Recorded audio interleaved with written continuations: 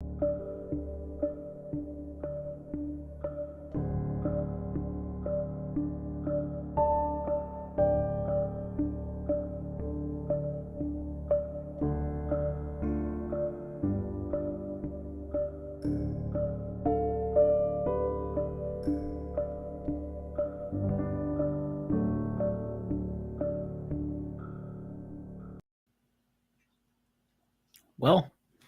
that didn't last as long as I thought it was going to.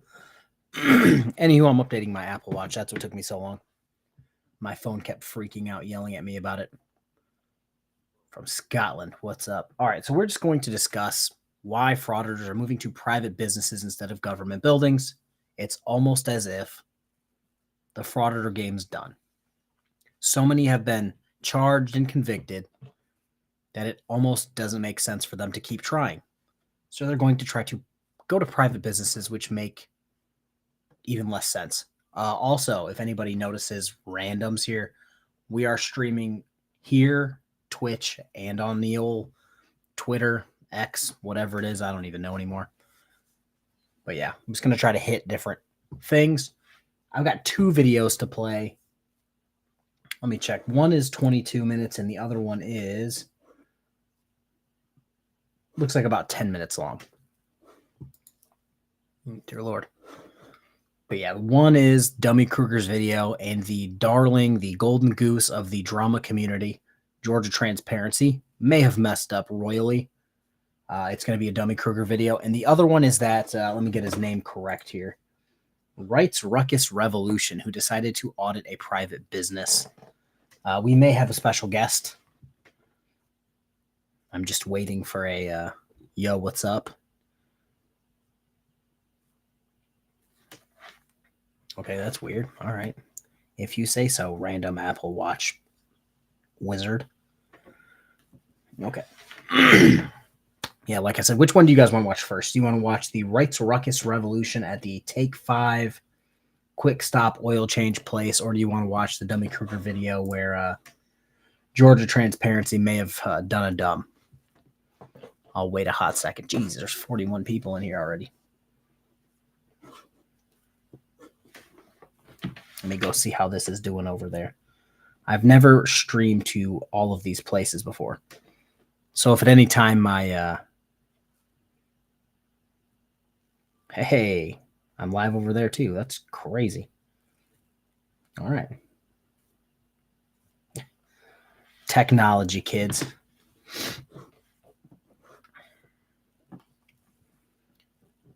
I'm seeing 2 Dummy Krugers. So we're going to do the Dummy Kruger video first. And we're going to watch all of it. Where the other video, I cut a little bit out.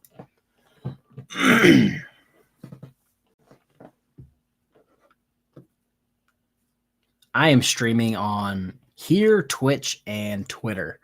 I re-upped and actually was an adult and just bought a month of it to see if it was a swell, and so far it seems pretty swell. But yeah, we're gonna play this real quick. Let me throw that over here and then throw me down here somewhere. Oh, perfect. It's almost as if I've done this before. All right, well, yeah, we're here for a little bit of the beginning because I didn't really catch that in the video. What did this video come out 2 days ago? I didn't really watch all of it. I've just had a lot of things going on. You guys will get pictures probably this weekend about what I've been doing. But yeah, you'll get pictures of that. So I didn't get to watch this. The end apparently is the good part, but we're going to watch the whole thing so you can get the context because that's how we roll here. On the KFAR YouTube page, facts matter, and you can't just make nonsense up for views. Shout out to, if you know who you are, you know who you are.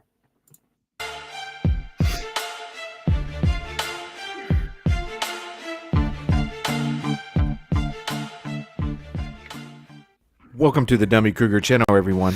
Today's video takes us to the Newcastle County Superior Courthouse located in Wilmington, Delaware. This one gets really wild off the bat, so let me help set the scene. We have a First Amendment auditor going to court for criminal trespass. And where was the auditor when he was allegedly trespassing? Well, it just happens to be this exact county courthouse. Unfortunately for him, he doesn't quite make it to court on this day because, well, he gets arrested yet again right before his court appearance. Not only does the auditor get arrested, his wife, daughter, and presumably his son eventually all get ejected from the same courthouse. Lastly, we have none other than First Amendment Auditor Georgia Transparency interjecting himself into the situation, portraying himself as the family's lawyer. We have a lot to go over, but before... That's the part we're waiting to see, because he could have genuinely messed up.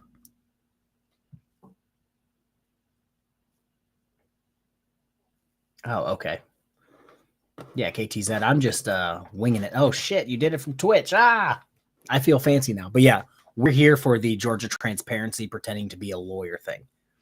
I know most of them think they're a lawyer, but none of them have the balls to do what he did at the end. Before we get started, please remember to subscribe, get notified, like, and comment below. Let's jump right in. If you're not subscribed to Dummy Kruger, go do that. Bagel, what's up? You don't need to worry about who I am, Officer Witt. I can record anywhere I want. No, I don't need to. I can inform I can employ other people to what they're allowed to do. Their rights. You need to just back off and quiet up. Get out of my face. I'm not in your face. I am not in your face. You're the one that started with me, Officer Witt. I'm telling you to shut up. You're employed by me. I'm not doing anything. You started with me. You're the one who won't go sit down over there. I was sitting peacefully until you started. So you're telling people stuff The that law. isn't true. Yes, it is. Then why am I still recording, Officer Witt? Are you trying to harass me, Officer Witt? Hey. You're harassing me. No. I'm going to stay recording you, Officer. No, he told me to stop telling another person that they're not allowed to record in here. I will do whatever I want. It's not yours either. Get away from us. Get away. Calm down. No. Go. Bye. You're dismissed. Deanna. No, I'm just as bad as her. I know, I'm not gonna lie. I'm just as bad as her. It's It's called freedom of speech. You don't have. Again, that's why I was arrested, because you all think you could tell me to go sit down. That's not. I'm waiting for Dummy Kruger to say something very specific so that I can say something. Happening, sir. Right. You work for us. Okay. Well, you are public servants, just like them. Came over and approached me. I just told her to go back. No, I'll review the footage. All right. But if she was in the wrong, I apologize. But if you came up to her telling her to stop doing something, I did not go up to her. She came up to me. No, a person walked by. I told him that they did not have to put their phone in that case until they were in there. He told me to stop telling people lies that ain't the truth. Okay. Yes, it is. Go down there. I'm reporting you. What is your? Please. I will be. Okay, very good. Thank you. Since recording in public spaces is the prominent theme throughout this video, let's go ahead and get this out of the way. In 2020, the Supreme Court of Delaware created an order to establish a committee to review the prohibition on personal electronic devices inside state courthouses. The state Supreme Court decided to look into this prohibition because they calculated that 60% of all defendants in their courts represented themselves. Realizing this was a barrier for self-litigants who needed to present evidence, schedule court dates, and access legal resources, the committee lifted this ban in 2022 with conditions. These conditions are just for the courthouse specifically. There are a completely different set of rules for the courtroom.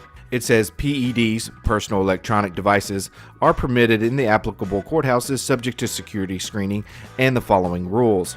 Court visitors may use PEDs in the common areas of the courthouse, such as lobbies and hallways, subject to the terms of this policy, provided the usage does not disrupt or disturb court business or proceedings. And going down to number 4, except as otherwise permitted herein or by the presiding judge, the use of PEDs to take photographs, make audio or video recordings, transmit live audio or video stream anywhere within the courthouse is strictly prohibited. Continuing from the Supreme Court's order, any person using a PED in violation of this policy or any other court order or policy may be compelled to power off and securely store the PED in a locking pouch provided by the court. Additionally, any person using a PED in violation of this policy or any other court order or policy may be removed from the courthouse, found in contempt of court, or subject to penalties as provided by law. These penalties may include confiscation of the PED by court security. So now that we know what the policy is, a policy backed by law, handed down by the Delaware Supreme Court, let's continue. That's what I was waiting for him to say. So his whole premise, oh, they arrested me before for no reason, that was a lie. And then them doing this is breaking that law that Dummy Kruger just described. We're, oh Lord. In Michigan, 8.115. It's very clear that you really can't record anywhere. In Toledo, Ohio courthouse, I've been there a few times for just random things. They have their security checkpoint. They give you a bag. You put your phone in the bag. They zip the bag. You don't unzip the bag the entire time you're in the courthouse, or they'll just take it. I'm fine with that. If I believe he said it, he might say it later in the video. Like I said, I just caught a little bit. It may hinder some people. So for some people, if the situation fits, yes, you can use your phone to defend yourself in court. That's fine. But doing this is not cool.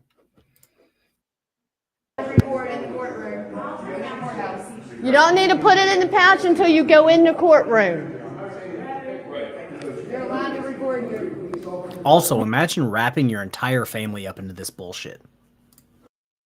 You're allowed to have your phone out. You're allowed to record in the public areas. When you go in there, that's when you put it in the case. Don't let them fool you.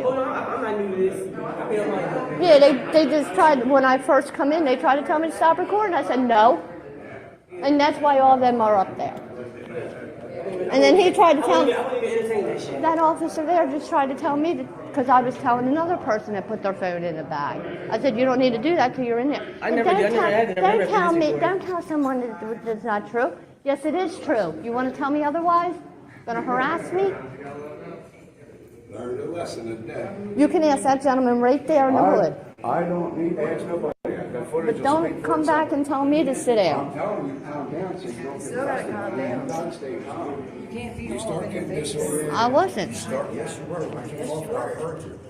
You cannot get loud with disorder. Then they have. The man's voice we just heard is the actual First Amendment auditor and the person that's currently waiting on his trial.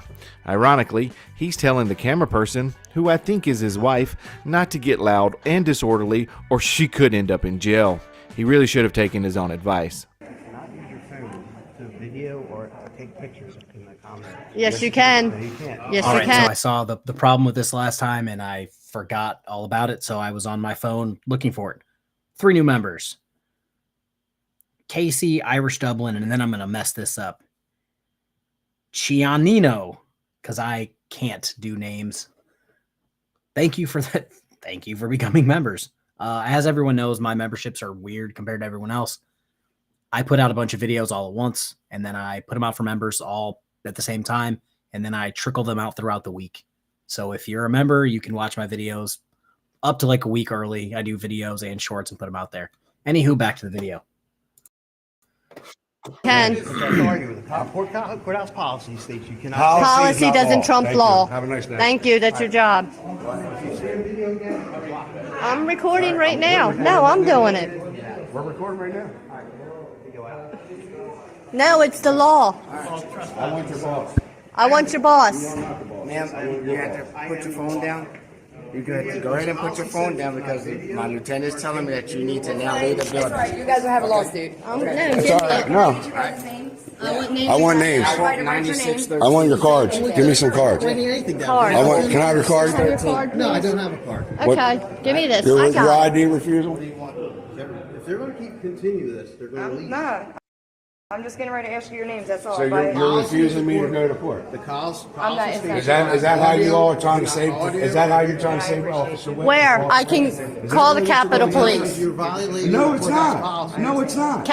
Policy doesn't trump the law. Courthouse policy says you cannot video. It's not In law. You are a law private enforcement area. officer, sir. We enforce the courthouse policy. No, you don't enforce policy. It's not. Policy don't trump Arrest law. me now. Arrest me now. No, Arrest me now.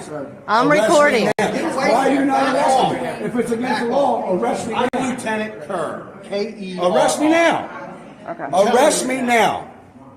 I know I'm repeating myself, but the man now raising his voice begging to be arrested is the auditor. He was recently in Georgia with fellow auditor Georgia Transparency, where they recorded in the public areas of a courthouse without a hitch. However, the state of Georgia has a different policy than the state of Delaware when it comes to recording in the public areas of courthouses. Arrest me now. I'm going to continue Arrest me recording. now. I got all these people will be witnesses to you doing a false arrest. You are Violating my rights.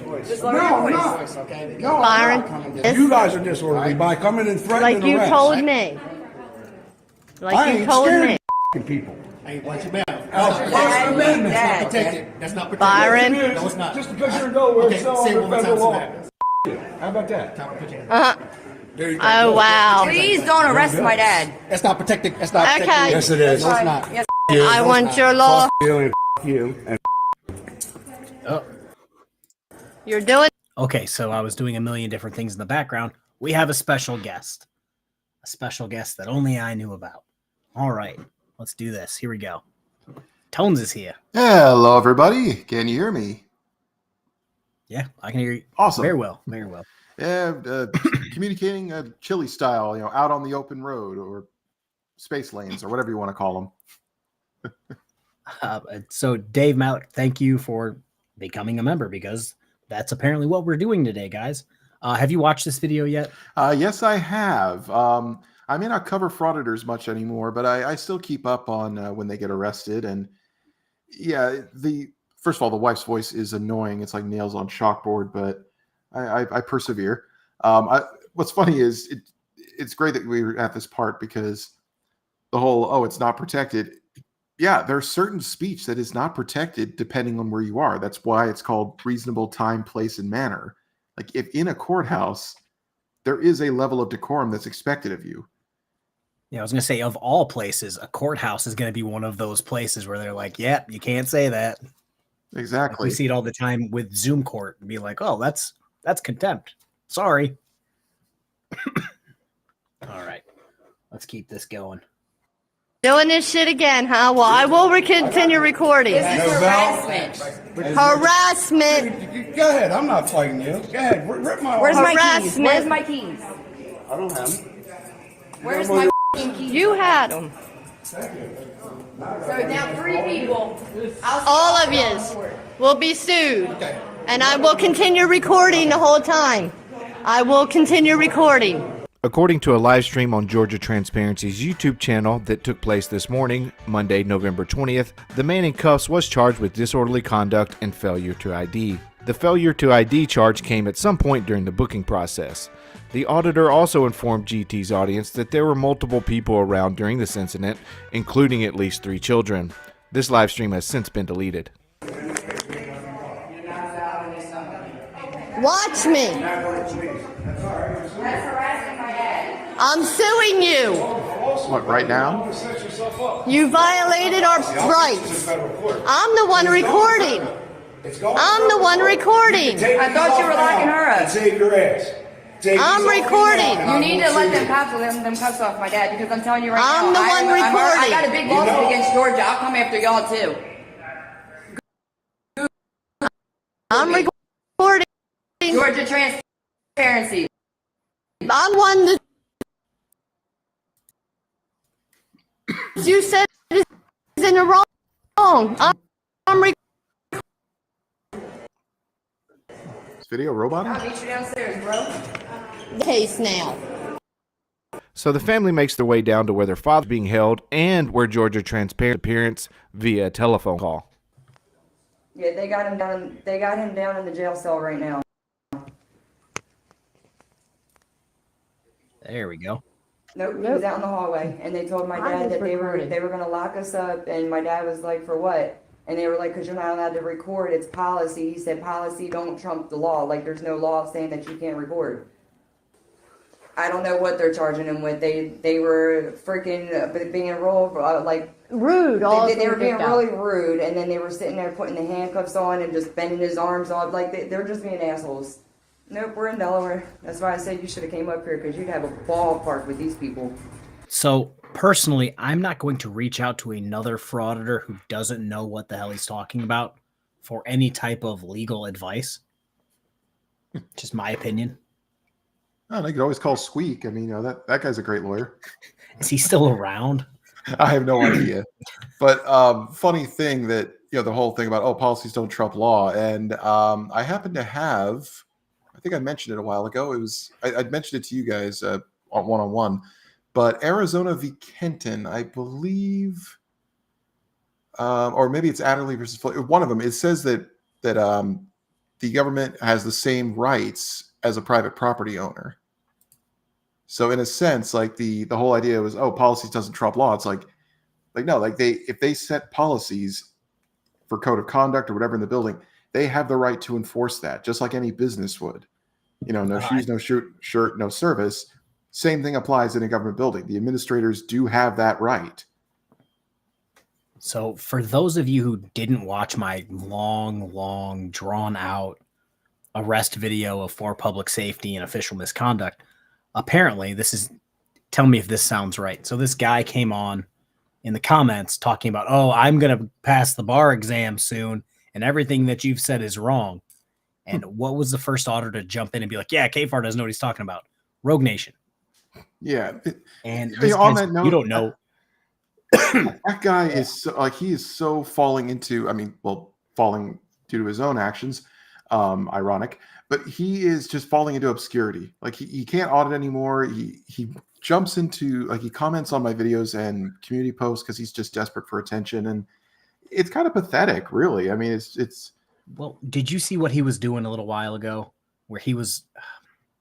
It bothers me that people in our community, is getting hit for reuse content. Rogue Nation literally took smaller auditor videos, uploaded them with no editing, and just played them. That's what he's going full Josh Lanto at this point, where he's just playing other people's videos. Yeah, and the thing is, the original auditor can probably file a strike or complain about that. Yeah, like they don't care. They're not going to. Yeah, but it's ridiculous. And of course, at the same time, we got everyone's least favorite roaming leprechaun and his hellspawn. They just took down Frauditors' video that was made up of multiple videos, and it was a privacy complaint because he said his full name, like his first and last name. And I'm thinking to myself, how does that even work? Because his first and last name is mentioned in at least a half a dozen news articles about his arrest in Florida, and it also showed up on his arrest report, which is accessible via public records. His first and last name is not private information. I mean, through transparency, it can be obtained. So I'll raise you another one. These people are so cool with throwing everyone else's information out there. And they're like, you can't strike me, blah, blah, blah. But then you say anything to him. What did I do? Fenton Vargas writes Crispy, Rogue Nation's best friend. And then I'll talk about what David said. Fenton Vargas, I put his full name in the title and a picture of him. And he had the balls to file a privacy strike against me. And it's like, my guy, I'll check right now. I'll do it on my phone. What's funny is when Erica, somebody files Jesus. When somebody files a privacy strike against them who appeared in their videos, they're all up in arms about it, saying, this is tyranny, or this is not right. It's like, YouTube is a private company. They could do whatever the hell they want. They're not bound by the First Amendment. Has 99,000 subscribers. Personally, I would call that a public figure at this point. Yeah. I mean, although to be fair, how many of them are actual people and how many of them are bots? Well, I'll do the old test that the old KFAR does. He put out a video 1 day ago, and it has 19,000 views out of 99,000. Yeah, these people are sub, but they don't watch. Well, the video before that has 4,000 views. Yeah. So, yeah. Yeah, that tells you that they're either bots or people who sub but don't actually watch. Let me take a view at his shorts. Oh, no, that's not it. Yeah, maybe it is. Because I don't know if you guys have noticed, but what's it called? Broken System, Broken Trust just hit 50,000 subscribers. Yeah, that's proof that there's bots. Well, that's the thing. He hit it big off a stolen short, which also I'm pretty sure brought down his channel. Josh, 50,000 subscribers, just put out a new video 7 hours ago. It has 67 views. Yeah. They're buying them. It kills me that YouTube can't figure that out, that they're doing it, because I would love to see a purge of those. Erica can confirm this. He has a short that is from the White Lake Police Department Facebook page of a officer rescuing some sort of fish out of the road because the river or stream or whatever, the ditch overflowed into the street, and he's getting it back over there. He took it in its entirety, put it on Facebook, has 23 million views. But it's completely 1000% stolen content. And it's like, oopsie. Yeah, that is oh god, I got rid of David's comment. YouTube can find ad blockers but not bot accounts. Convenient. Yeah, it's I mean, I've been told supposedly with the end of the year approaching that YouTube usually purges a bunch of inactive or like accounts that they suspect to be bots. But I don't know. I've never seen a drop in subscriber numbers on Frauditor channels with the change with the new year. I don't think they care enough, honestly. Oh, I know they don't care. I mean, I got so many people to report Josh Abrams' video in the Acton library. I mean, I know a lot of people reported it, and YouTube still did nothing about it. I mean, the guy literally committed libel, slander, and borderline elderly abuse on camera on his channel, and YouTube didn't take it down. And when I reported it, and I put it out there on X, because you can't, they don't have an actual method of communication. They still said, "Oh, we found nothing wrong with this." And I said, "So you're telling me that for your 70% share of his ad revenue for a measly $1,200, you condone that kind of behavior?" Like, I mean, literally, someone is being accused of being a sexual predator. That's the worst slander you can make. David, David said that Rogue Nation should do something with himself and become a lawyer. Can 2-time felons be lawyers? I mean, jailhouse lawyers. Well, he's that already. Who the heck is this Mr. Diddy guy? Is he legit, or is he? Mr. Diddy is a person who may or may not be from my area. He is a Section 8 king, if you will. He's a frauditor that basically shows absolutely no content. Makes sense. So he's a shill. Mr. Diddy, when it comes to bootlicking, let me put it this way: I'd rather lick boots than suck ass. Mr. Diddy says AFA is greater than all of us. Yeah, he probably weighs more than all of us. Oh yeah, in mass and gravitational pull. Fuck. I mean, Mr. Diddy, you brought that on yourself, my guy.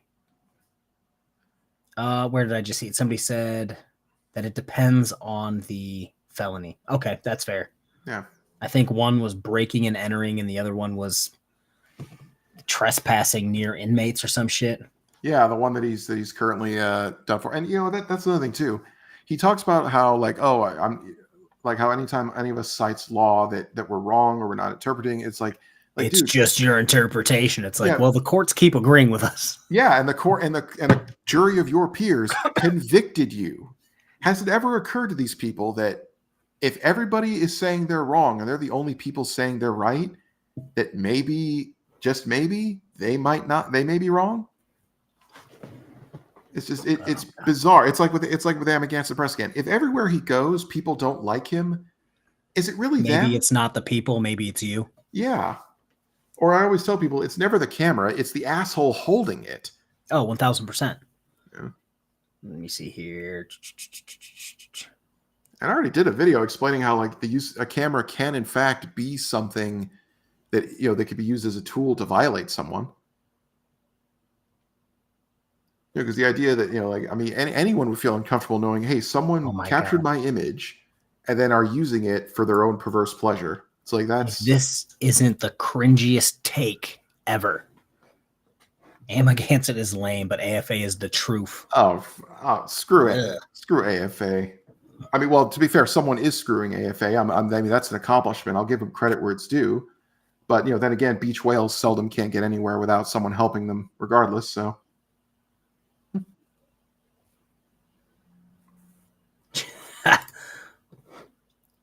Wait, let me see it pop up. There we go. One man calls you a horse, you shake it off. Second man calls you a horse, punch him. Third man calls you a horse, start shopping for a saddle. That's saddle. Yeah. And it doesn't help that he keeps his creepy ass stepson with him that they both enjoy. They just get their rocks off pepper spraying old ladies. Well, wait a minute. So his son is his stepson? I believe so. Okay, I mean, that the was guy's always, fucking giant compared to yeah, him. I was gonna say, like, I mean, I've always been wondering, like, who, like, is that his son? I mean, it wouldn't surprise me if it isn't. I mean, I'm pretty sure his wife's screwing the mailman. He's been to enough post offices. There's been enough mailman pissed at him around the block. And McGansett is LARPing. Yeah. I feel like all of them are LARPing like they're important, and they are not. Oh, here we go. Oh no, okay. I thought that was going to be about his son, because I know what's his son's channel name. Something Guardian. Watching the Watchmen or something. Oh yeah. No, I'm thinking of Swamp Fox's inbred son. All right, let me get back to this video. We got sidetracked like a mug right there. Well, to be fair, do we really want? We'll continue the video, but really quick, we're going to be hearing that shrill voice again. So I'm just here for that Georgia transparency few minutes that someone. Oh yeah, but yeah, you're right. That's good. Amagansett Press makes $1,000 or $100,000 per year on YouTube. Cool. He also pepper sprays old ladies for views. Yeah, that's not exactly what I want to come home, hard day at work, Hey, Mrs. Kfar, what did you do today? Well, I pepper sprayed 3 old ladies and harassed dozens of others. It was a good day at work. All right. I cried in the back of a cop car. Like, come on. Yeah, he did. Yeah, no. Where was that? Never mind. Never mind. Oh, that was in Florida. Anyway, yeah, let's resume. Okay. We're getting sidetracked. Because they're so. That's Byron. Byron, settle down. Calm down, Dad. In case anyone missed it, that was the auditor in the background banging on the door where he was being held. Something I can't imagine being too helpful in this situation. Settle down. Please let him out.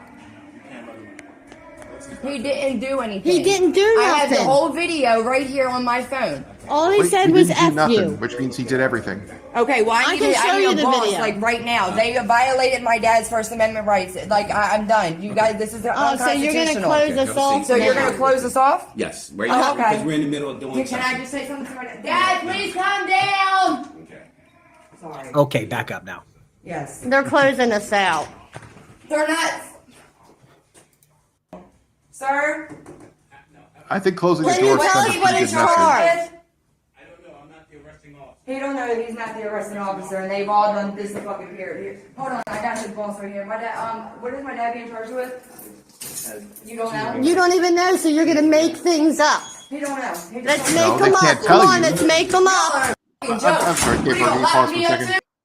Asshole! Yep, I had to pause anyway. Okay. Let me, Greg, thank you for the 5 gifted memberships. Thank you.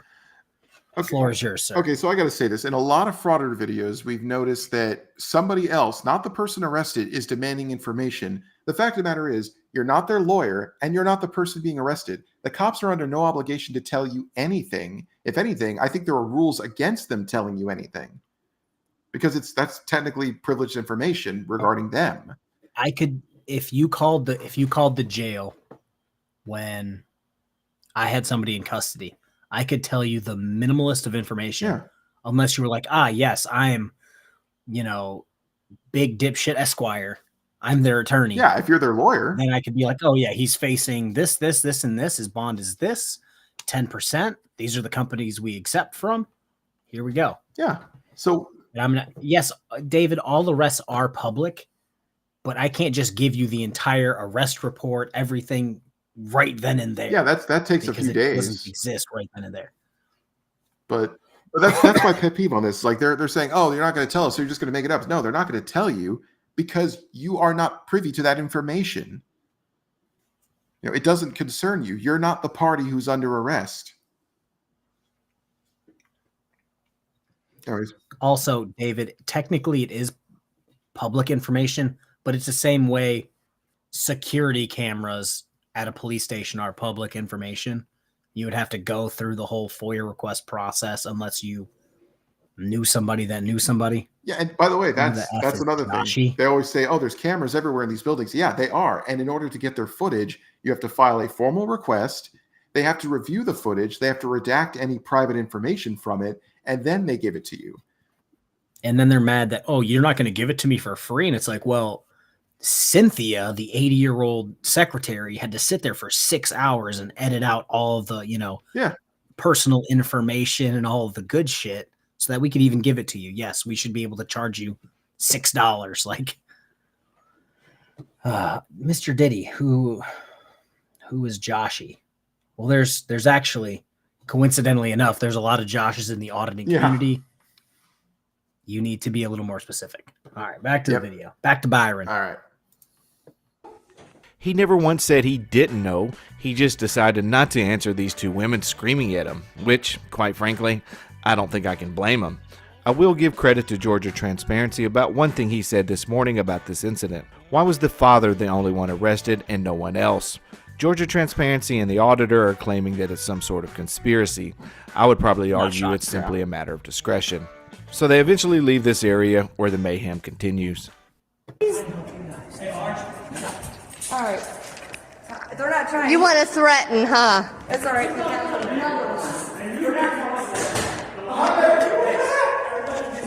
I ain't saying nothing. Go ahead, you're on video recording.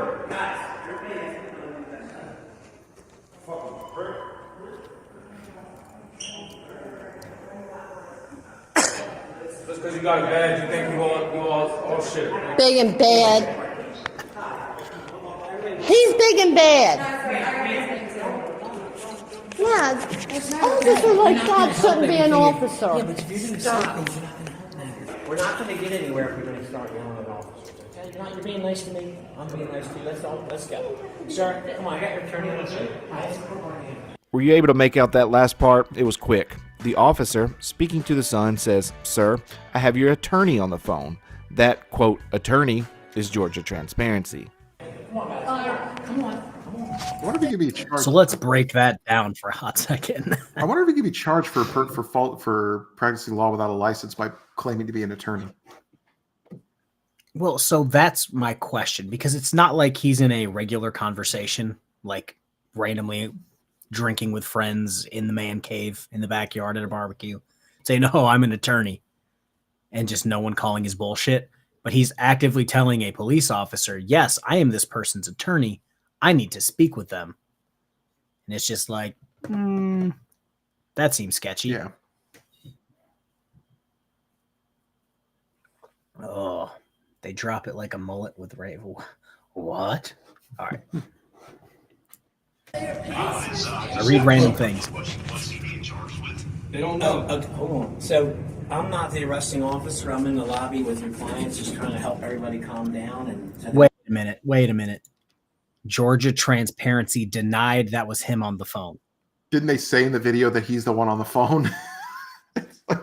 Let's listen to this video and see if it's all Russell. no one else gets in trouble.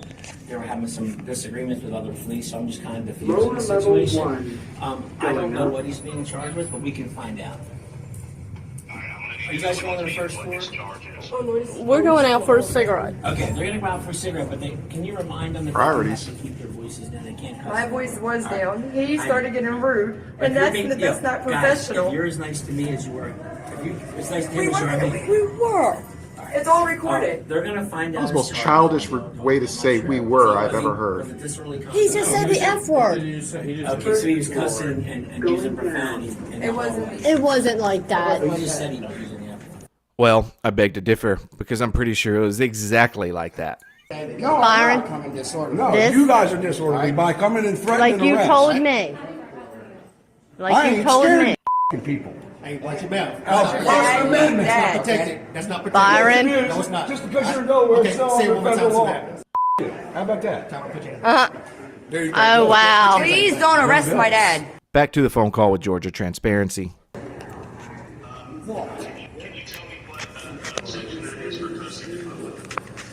I don't have that at my fingertips right now. I'm in the hallway talking to a client, so I wasn't up on the floor, so I can't really say what he was arrested for. They're saying he was using the F word in the hallway. Is that right? He said it to the one officer, and they took offense. So he said this is bullshit to the police officer. I wasn't up there. He told him not to say the F word again, so he did. Sir, shut the fuck. Hey guys. Yes, I don't know how. Yeah. Well, hold on. I wasn't there, so I'm not going to speak on. Sure, go ahead. I can't speak on that because I wasn't the officer that was there, so I don't know what the circumstances. I think we all know the difference between public on the sidewalk or crossing the street and public in court. Yeah. I was going to say, like, they're not, like, when they says they're in public, it's like, you're not in public, you're inside the courthouse. There is a level of decorum that is expected of everyone who goes in. So, Mr. Diddy, here's the problem with uneducated auditors and the other, generally educated people that tend to correct them. Are we all going to pretend bro didn't just get arrested for protected speech? There are time, place, and manner restrictions on lots of things, and no, contrary to frauditor belief, no amendment is absolute. Just because the First Amendment says freedom of speech, there are stipulations that go along with that. I should point out, I did look into this. Judges generally don't like people to curse in court. Like I said, this is the courtroom. I don't know if it applies to the courthouse as well, but I imagine judges' orders for code of conduct extend beyond the walls of the courtroom. But it says they don't want people to curse in court because it could be a sign of disrespect and emotional distress, which could lead to a courtroom being out of control. And the judge is in control of the court. So my guess would be that say the F word to the government anywhere. I'm pretty sure you can't say the F word. Well, technically, you can say the F word anywhere, but in some places there are consequences for saying things like that. Well, I mean, the thing you have to think about is the court. Would they say, "Oh, we didn't do it in the courtroom; we're doing it in the courthouse"? Like, yeah, but the people who are in the courthouse are going to go into the courtrooms. So if your behavior has an effect on the people who are, going into the courtrooms, then you are what you're doing can extend into the courtroom as a result. I mean, they could hear you. Pro se El Bay coming in clutch. Shoot, I know when I was in Virginia Beach, they didn't want you to like actually swear or do anything crazy on the actual like waterfront in Virginia Beach. You wouldn't get arrested. You'd get ticketed out the ass, but yeah. Well, I can tell you right now, if you went to, like, here in California, if you went to, say, Disneyland or something, and you just started dropping F-bombs left and right, I mean, you're in a place where there's families, there's children around. It's like, it may not necessarily be illegal, but they could bounce your ass out of there because your actions, it's like, hey, you're causing a disruption for people around you, like, who are using this space the same as you are. They have a right to use this space and not listen to some idiot screaming profanity. So there is, to some extent. Yeah, I know it says they're not in a courtroom. The problem is the people in the courtroom can hear what's going on in the hallways. Sound travels. What's it called? But the officers are not people. Oh, who the hell said that? You already know who said it. Oh, fuck, Mr. Diddy. Okay. I've said this Mr. once. Diddy. I've said it a million times. First of all, we abolished slavery a long time ago. There is no profession. When get worked up. Yeah, exactly. This is why I don't cover frauders. There is no profession in this country that takes away your constitutional rights. Okay. Oh, they cannot be a complainant. Bullshit. Okay. You could be charged with assaulting a police officer. You could be charged with killing a police officer. Mr. Diddy, just because you put it in all caps doesn't make it any more valid of a comment. But it's just a police officer can be a victim of a crime. They could be the complainant. You could be charged with inflicting harm upon one. We haven't banned Mr. Diddy yet because we think it's hilarious that there's people this dumb. Oh, no, I mean, well, it's your channel, but if it were mine, I'd say, hey, who wants to see a magic trick? And I'd just mute him and say, or to put him on timeout and just say, Alakazam, fucker. But yeah, like, the police can be a complainant. Like, police officers can be victims. They have just as much of a right to life, liberty, and pursuit of happiness, even if they put on that badge. It's not their badge is not a chain. It's It doesn't put them into bondage, and neither does working in government. All right. I have family members who worked in government, and yeah, they weren't slaves. All right. They're public servants. They're not your personal servants. Yeah, exactly. All right. About six-ish more minutes. Yeah, sorry. I realize this officer is trying to de-escalate the situation, but why would he be talking to Georgia Transparency about this? Especially since this officer is under the impression he's their attorney. Moreover, the officer wasn't even there when the arrest took place. Again, I know he's trying to settle everyone down, but he's not really helping anything. Quite the contrary, actually. Shortly after this phone call, they are eventually asked to leave. And you're allowed to. Ladies. You're allowed. We've already been told. We were just Yes, you talking about can. Boston. Hilarious. Yes, you are in the Yes, you public. Hilarious. Yeah, we're not in the courtroom. It's in a public area. It's public. It's public. We called the Capitol Police the last time this You are started. doing your job, but you're not doing your job accurately. Correctly. You're not upholding your oath. Everybody has a boss. You're not upholding your oath. Yep. So you will be charged. Recording me, man. I'm telling you. You're recorded by the cameras on here. You're He recorded can't right do here. nothing. We can ask you to leave the building. Oh, so we can And do that's everything. what I'm doing. I am leaving. So, But I will press charges on every last one of you. well, that's fine. It's not how it For works. what exactly? Yeah, it's Following not. the Delaware Supreme Court rules of the courthouse? You could have solved this 10 minutes ago if you just said, okay, cool. The law says you can't record in the courthouse. Therefore, you can either leave or we'll arrest you. And that's it. If they don't leave, arrest them, show's over. Yeah. Well, real quick thing, Mr. Diddy, first of all, the police weren't the complainants in this arrest. All right. Like just because he targeted what he said at them, the fact is, and as Kfar just said, and as Dummy Kruger just said, they violated a law that says you can't film in the courthouse. They violated policies code of conduct, and basically just being disruptive. I mean, I wouldn't be surprised if he got a disorderly conduct charge. So this is my comparison for this. So he was already doing something he wasn't supposed to be doing by recording. This is like the equivalent of a sovereign citizen driving with no plates. Well, those private plates, you know which ones I'm talking about. No registration, no insurance, and then driving by a police officer and out the window. Yeah. And then the cop goes to look at him and goes, huh, it seems like you don't have a plate. I'm going to pull you over. And then they say, oh no, that's protected speech. I can flip you off. And it's like, yes, but don't bring attention to yourself if you're already breaking the law. Exactly. Also, I love when sovereign citizens say, I've been doing this for a long time and I've never been busted. It's like, well, hey, it happens eventually. But the fact is, you're actually admitting that you've been committing this crime for a longer period, that this isn't a one-off thing, that you're a habitual offender. Let's see here. They'll get away with the arrest if blah, blah, blah. Yeah. Well, first of all, if they could produce a charge that fits. Well, here's my question. If the arrest is unlawful, if they had no legal grounds to arrest him, then a charge wouldn't fit. If they find one that fits, that means that he did do something that would actually, warrant getting arrested. Mr. Diddy. So apparently Mr. Diddy goes to court and win. I know what you're thinking. We've heard frauditors and sovereign citizens say that for, I don't know, since the beginning of time, and it's always wrong. If you won something, feel free to email me your entire case, and I will go over it. Yeah. And if you truly won on the merit of your case, I may show it on my page. But I've never seen a frauditor win on the merits. I've only seen their cases get dismissed, which is not a victory. A dismissal is not a victory.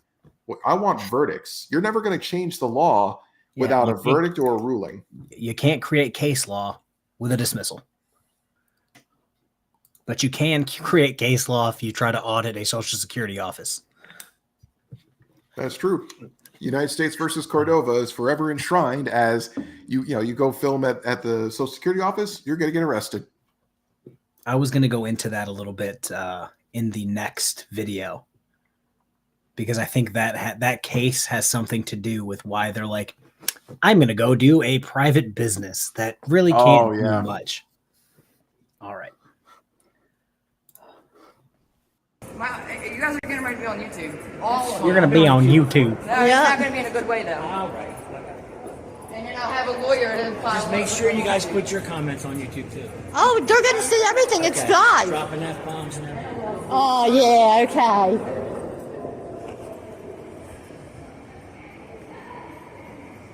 I mean, there is another point. The They YouTube enforced videos that from in the Frauditors aren't courthouse. transparent. Okay. Thank you. Yep. See you in a lawsuit. I know, it sounds good. So that was the end of their footage. However, Georgia Transparency would go live on his YouTube channel shortly after the incident that took place on Monday, November the 13th. First, he lets us know why the family was there in the first place. And he was previously trespassed from that courthouse for something along the same, if I'm not mistaken. So he was trespassed prior for recording. And good old Russell doesn't want to say that.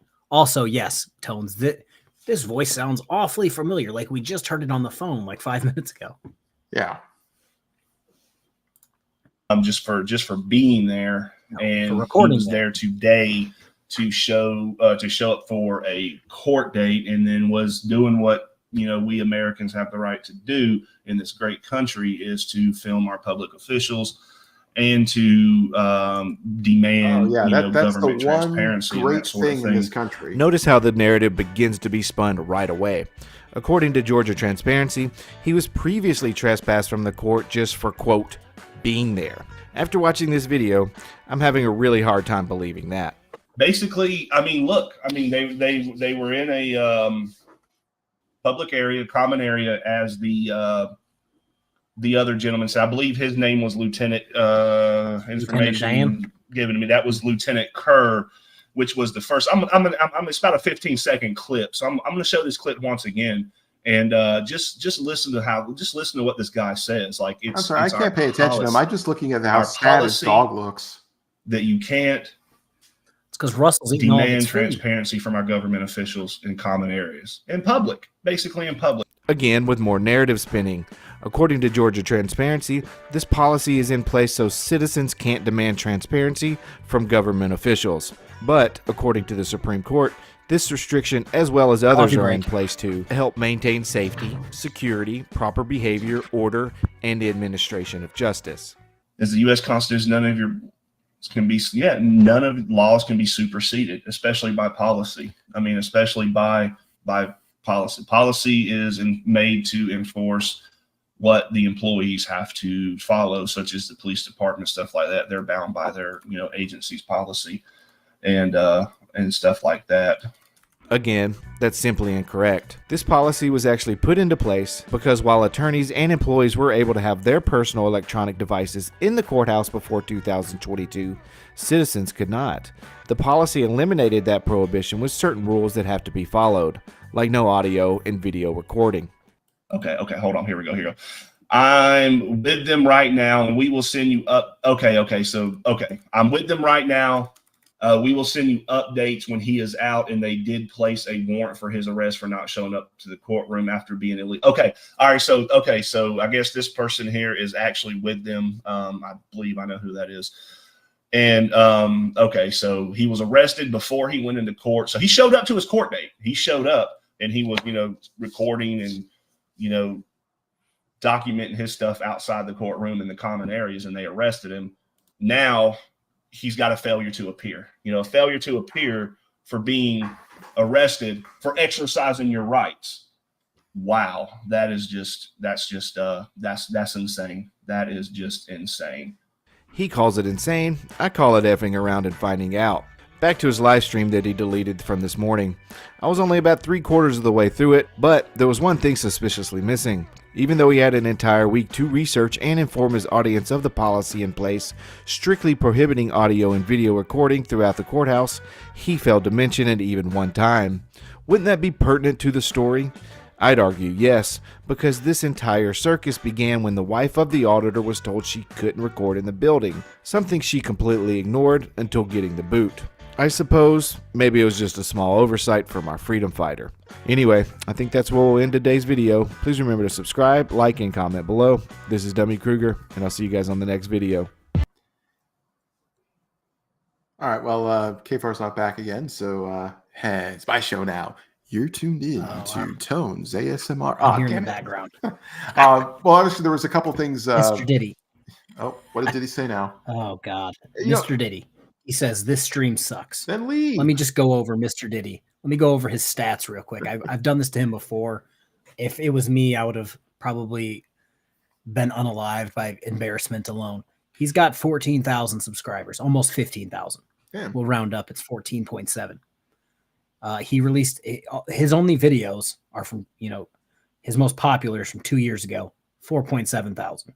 His latest from 3 weeks ago is 681. He's got 7 million views on his page.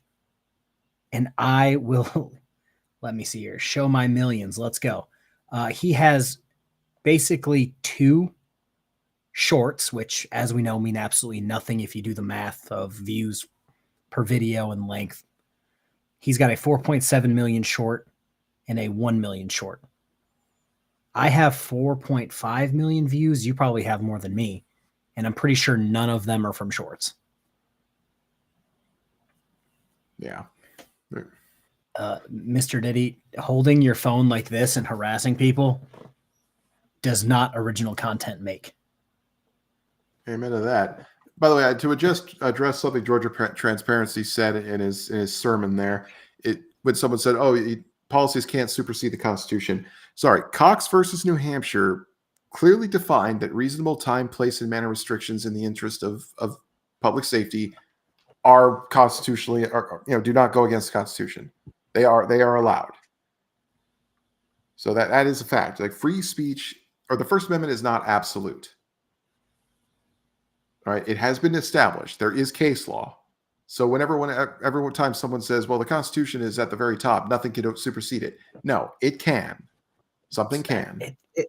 I feel like it almost happens, not every day, but like the Supreme Court regularly looks at the Constitution and all of the amendments and goes, okay, well, we'll interpret that, and it actually means this. And all of these things are now against that. And it happens all the time. Yeah. Like the Second Amendment's been hit an insane amount. Some people think it's not cool. Some people are okay with it. But it's the Supreme Court going, yep, turns out that's not absolute. Sorry. Yeah. I don't know. It's just these people, and it's probably one of the reasons that it frustrates me. It's like they don't understand, or when stuff comes up that does prove them wrong, they just pretend it doesn't exist. Saying bomb at an airport is not protected speech. No, but it's a quick way to get tackled by TSA and then have someone glove up and touch you inappropriately. But you might be into that kind of thing. We don't kink shame here. I should point out that it's probably not protected speech. I mean, that's why they said fire in a crowded theater is not protected, because think about it. By saying this, you could actually cause something to happen, like people to panic. People can get injured. So your actions can actually cause harm.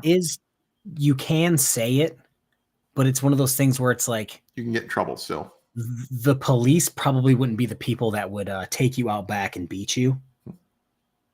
Like, if you catch my drift. Oh, yeah. I have like one random hair right here. At least you have hair. Yeah. Contrary to popular belief, folks, I have like lots of hair for like no reason. Some people like think I'm bald and that's where I wear hats. And it's like, I had too much hair. See, this is the problem with, in my opinion, regular folks that have this thing called, what is it? Common sense. People who have common sense, and then Mr. Diddy, who's doing all of these random things for no reason. There. I was going to say I was off screen. Hey, that's fine. See, I exercise my right to travel. Hey. But, no, I understand you were going to say about like why they're attacking private businesses. That's another thing that doesn't make any sense to me. It's like, and that's something I got to mention about Amagansett Press. He is different. I'll give him this. He gave up the whole idea of pretending to be a reporter, giving up the idea of, I'm doing this as a crusader of free speech. He's just claiming to be a guy who does travel videos, even though the fact I've seen plenty of travel videos made that don't involve anyone getting pepper sprayed or getting into fights with people. So I don't know. I feel like he just sucks at that job. But It's one of those things where they were talking about earlier with the horse. If somebody calls you a horse 3 times, okay, Richard, I have to read this. KFAR is attacking Georgia Transparency for frauditing is okay, but everyone attacking him for his weight is wrong. Considering the fact that I know who he regularly visits and what community he is the golden goose of, the things that they say, I'm not particularly that heartbroken. I mean, to be perfectly honest, I don't really talk shit about Glenn. I mean, I don't fat shame I don't fat shame people just on a whim. Like I in my policy, is there are people are afforded some level of dignity and respect, from the get-go. But suddenly, if their behavior gets to a point where they've pretty much burned that bridge, or burned up any currency, it's like, well, at that point, all bets are off. I'll call someone fat because it's like, well, obviously that's a product of your poor decisions in regards to your own well-being. You don't take care of yourself. All right. So, Mr. Diddy, I'm just going to point this out real quick, not to like toot my own horn or anything. So, your video from 2 weeks ago has 4,000 views. My video from 5 hours ago has 8,500 views, and I have less subscribers than you. So I don't think it's that no one can roast your content because it's gold. No one can roast your content because it's boring as fuck. I've never even seen it. I mean, I didn't even know that guy put out content, but I'm not even. He's got 27 videos. Yeah. I found him. I looked and I went, man, this is fucking boring. Clicked off. The guy who does videos in his like unfinished garage, who sounds like this and is always talking about the tyrants. And no, not Jeremiah Payne, that Rebel Studio 2 guy. His shit is more interesting. Way less boring than yours. Well, the views say differently, sport. All right. But have you seen any of this guy? No, I have not seen this one. Revolution. Oh, God. Although there is a great video, not a frauditor, but a guy who gets arrested at a gas station who's literally is trying to make the argument that gas stations are public property. It's like, I'm pretty sure the oil companies are private businesses. Yeah, so this guy is the guy who, what's going on tonight? Just talking about why frauditors are moving to private businesses after we got to watch an alleged Georgia Transparency try to pretend he's a lawyer on the phone. But this is the guy who everybody was up in arms about because he tried to audit the inside of an elementary school. Well, what order did it go in? Is this the guy he got trespassed from a school, then he said he was going to go down to the elementary school next? Like that? Yes. He went to the high school first. Yeah, that arrogant piece of shit. Yeah, he went to the high school and then said, "Oh, I'm going to go audit the elementary school." Which, Mr. Diddy, you might be into videoing underage kids. That's not my cup of tea. We're not even going to do the whole kink shame bit. That's just fucking gross. But yeah, this is the guy, and he now decided to walk to a Take 5 oil change place. We're starting 14 seconds in because he put up the address, the phone number, what it was. Okay, so if you don't agree with it, Diddy, this is what you should do. You should make a video saying that this type of behavior doesn't belong in the frauditing community and that you should all delete your channels. That's what should happen. But anywho, yeah, he put all their information out, so I skipped it a little bit. So yeah, this guy's very frustrated. I am very curious what government tyranny could be found in this place. Oh, I was going to say, I don't know, maybe you guys don't have your ear to the ground like I do, but I've heard major corruption from the Take 5 oil change place. Oh, yeah. You're not the arbiter of morality. Hey, if you don't find a problem with recording 7-year-olds, I don't know what to tell you. All right. Is that the car wash? It's an oil change place, one of them fancy drive-in bits that are done in like 8 minutes. And he gets into somebody. Are you good, bro? What is it?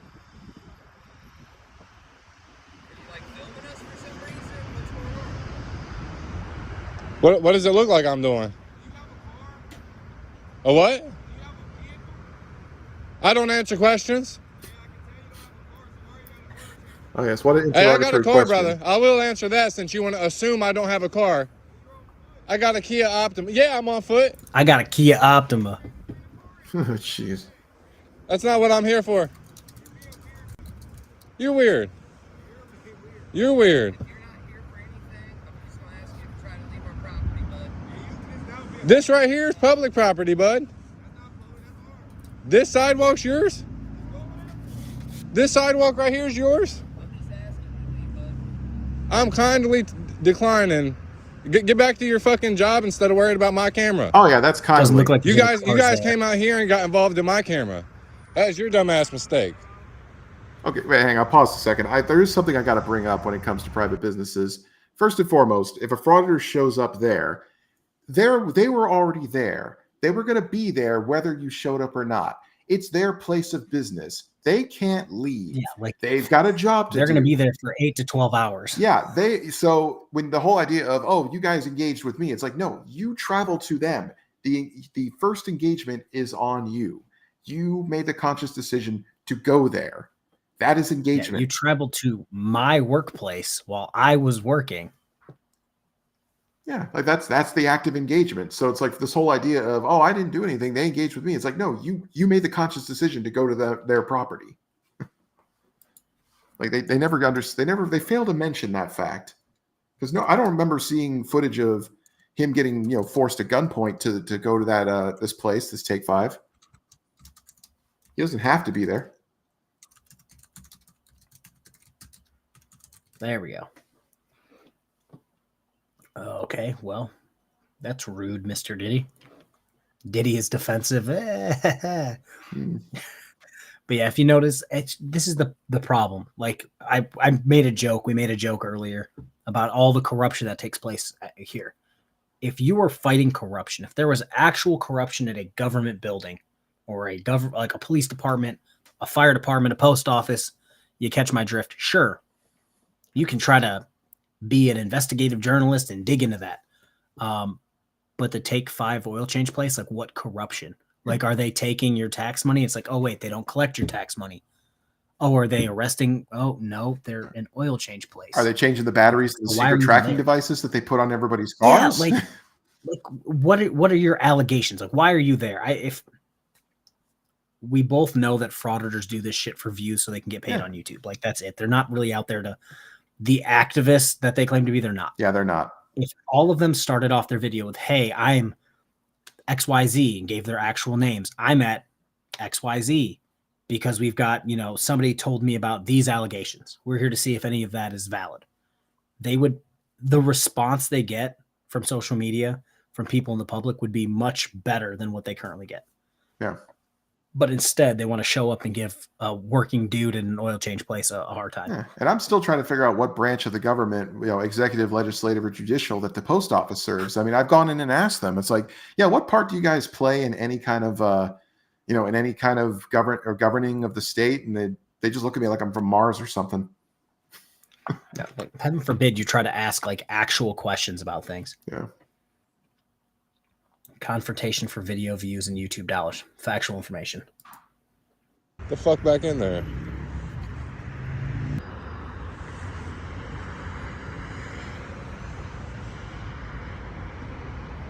Oh, we're just having fun with Diddy, Spencer. That's all.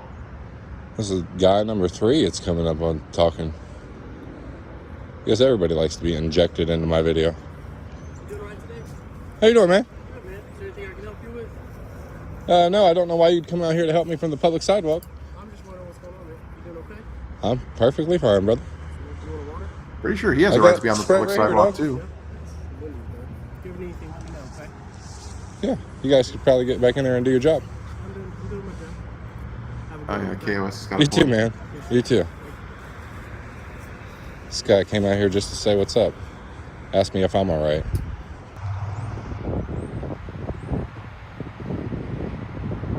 My God, they actually gave a shit about your existence and asked how you're doing? What tyranny?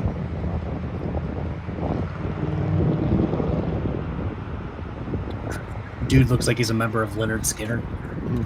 Okay, let's be real. This dude would beat the brakes off this guy if he didn't have a camera. Well, look at the bright side. They're in a place that What's can up? put him back on. Oh, never mind. They do oil changes. I don't know They why do all brakes. you guys feel the need to ask me if there's something you could help me with. Do you think you could offer me a service that they couldn't? I'm the manager. That's why I'm asking. Oh, you're the manager? Yes, sir. Looks like you're running a shit show. Why you say that? Oh, Because you guys aren't working. You guys are too worried about my camera instead of doing your job. We're working. Oh, you working? We're working on that vehicle right now. Yeah. Seems less productive for you to be out here fucking with me than to be doing your own job, right? I mean, they're doing the oil change right now, but I'm the manager making sure nothing's wrong. He's not on the sidewalk anymore, is he? No, he's Seems on like the he's grass. standing in the grass. No, what's interesting That's is what the I thought. manager is not the one who's actually doing the oil change. Like he is in charge of all the other people. So if anything, the fact that they're still doing the oil change on the vehicle shows the manager is doing his job. He says, you know what, don't engage with them, stick to your job, stick to your work. You know, the customer's vehicle is priority. So I don't see anything wrong here. No. You go to these places, everybody's been to these places. They're convenient. One guy tells you which lane to go in. He's the guy who runs the computer, gets all your information, while there's another guy in the damn ditch changing your oil, not saying a damn word. It's like, that's two people, and this guy's just a random manager, like, hey bro, like, what you doing? Like, yeah, exactly, because you're distracting his employees. Yeah. They got a job to do. They got money to make. They don't get paid by tax dollars. They don't answer to this guy. No. Yeah, Spencer, that's accurate. Let me find, there it is. Yeah, you know what? They are. I swear they are literally running out of place to fraud it. They are running out of because I think they're getting chased out of most post offices by now because it's gotten old and stale and everyone's catching on. They're always getting busted in courthouses, hence the video we just saw. And in police stations, I mean, we all saw what happened to Eli. And it's like it's just now they're just going out. This is becoming less about government accountability and more about, hey, watch me piss people off.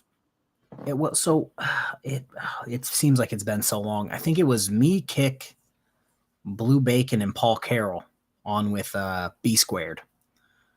And we all kind of called this, that because there's zero like professional or any type of qualifications to be a frauditor, it's like, oh, I have a camera that can shoot video, I am a frauditor now.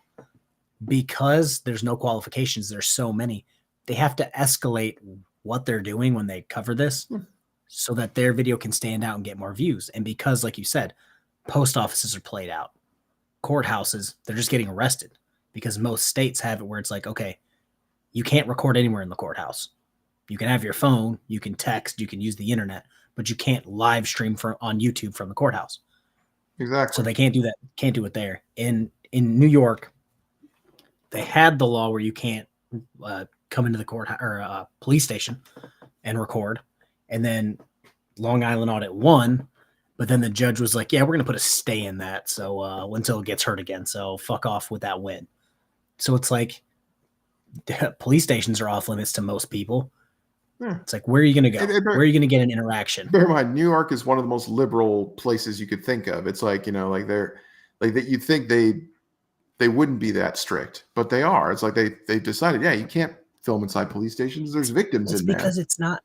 Yeah, I feel like it's not even like a political side thing. It's more of like a common sense side thing where it's like, hey, do we want people victims of grape or victims of domestic violence or unaliving victims' families? Do we really want some random guy to record them just to put it on YouTube for views? By the way, on that note, the frauditors would say, well, then take them into the back and put them in those rooms. Like, oh yeah, sure. You want to put them in a small windowless room when they're under emotional stress. You want to force them to be alone, locked in a small room with someone. These are people who are probably, in emotional distress, may have trust issues.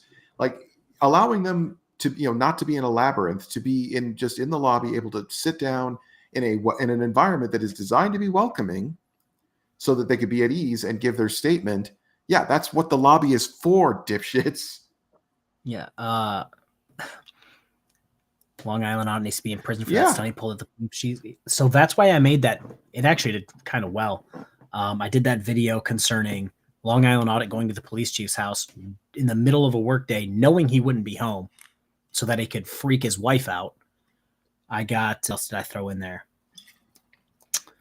Denver Metro Audit going to that cop's house to be like, are you this guy? Blah, blah, blah. Are you this guy? Did you have an affair with this person? And it's just like, who are you and why are you at my home? Why are you trespassing on my private property to come harass me. Yeah, I mean, And we got most that video reporters of that don't do that. toothless guy. We got that video of that toothless guy also coming to some guy's house who rumor has it is pretty swell. Yeah, and then there was that that meth head who was driven there by the one-armed jerk off. Person of all time. Yeah.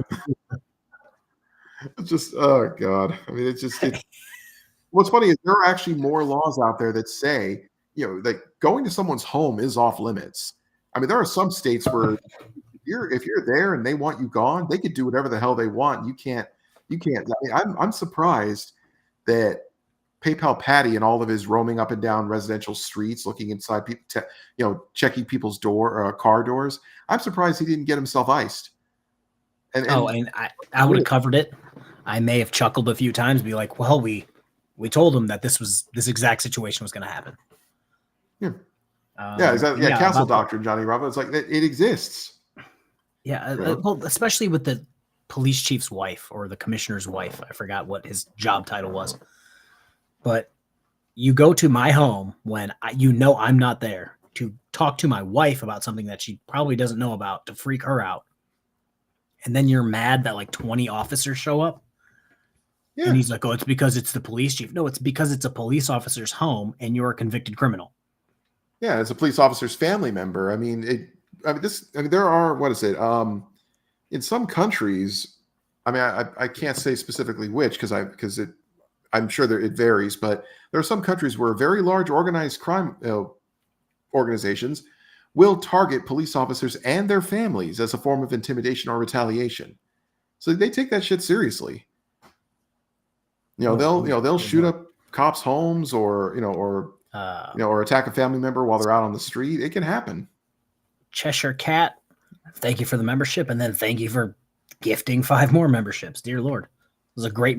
If everybody knows at this point, I would much rather you gift memberships than super chat, because I don't know, I get a kick out of making videos at 3:00 in the morning and then randomly having 10 comments after I put it out, like people are still awake. I get a kick out of that. But like a police chief, or if it was the police chief secretary or a random dispatcher, if they're going to call 911, be like, "Yo, there's this auditor at my house for no reason," 20 officers are going to show up. Yeah, for sure. Even for the front desk worker, because it's something that doesn't. I could tell you how many times, thankfully, I lived in a completely different state from where I worked. When I worked at the police station I worked at, you'd have no idea how many people that were there for drugs, domestic violence, other things would be like, "I'm going to follow you home and do something." And it's just like, well, if you want my address, I'll give it to you, but it's only going to be bad for you. But it's like that shit happened, and I was a booking officer. Like, I didn't arrest you. I didn't do anything. I got your fingerprint, took your mugshot, and put you in a cell. Like, I didn't do anything. Yeah, you were the unlucky guy who had to check the inside of his underpants for contraband. It's like, exactly, if anything, you have more cause to go to his home. Yeah, you have more cause to go to him and cause and stir shit up. I can't unsee what I saw. Yeah. All right. I mean, that's the only reason detectives carry magnifying glasses anymore. Jesus Christ. If you have a problem, I can help you. Send your job description to come out here and deal with people on the sidewalk. Make sure customers are happy, yeah. Anything else I can help you with? I've told everybody that came out here I don't need help. Is there something you want to help me with? So I'm finding out. Thank you, Scott, for the gifted membership. You want to take a walk with me? Sure, let's go. Come on. Where you want to walk to? Around the corner. If anything, just trying to figure out what I can help you with. You walk down here? I mean, I'm not going too far from the property. Oh, let's go down here by your property then. All right. We got the manager here walking with me. He's going to give me a safety tour. Johnny 718 Bravo. Thank you for the $1 super chat. So it turns out super chats pop up on Restream, but memberships do not. Nice. So now I know that's the system.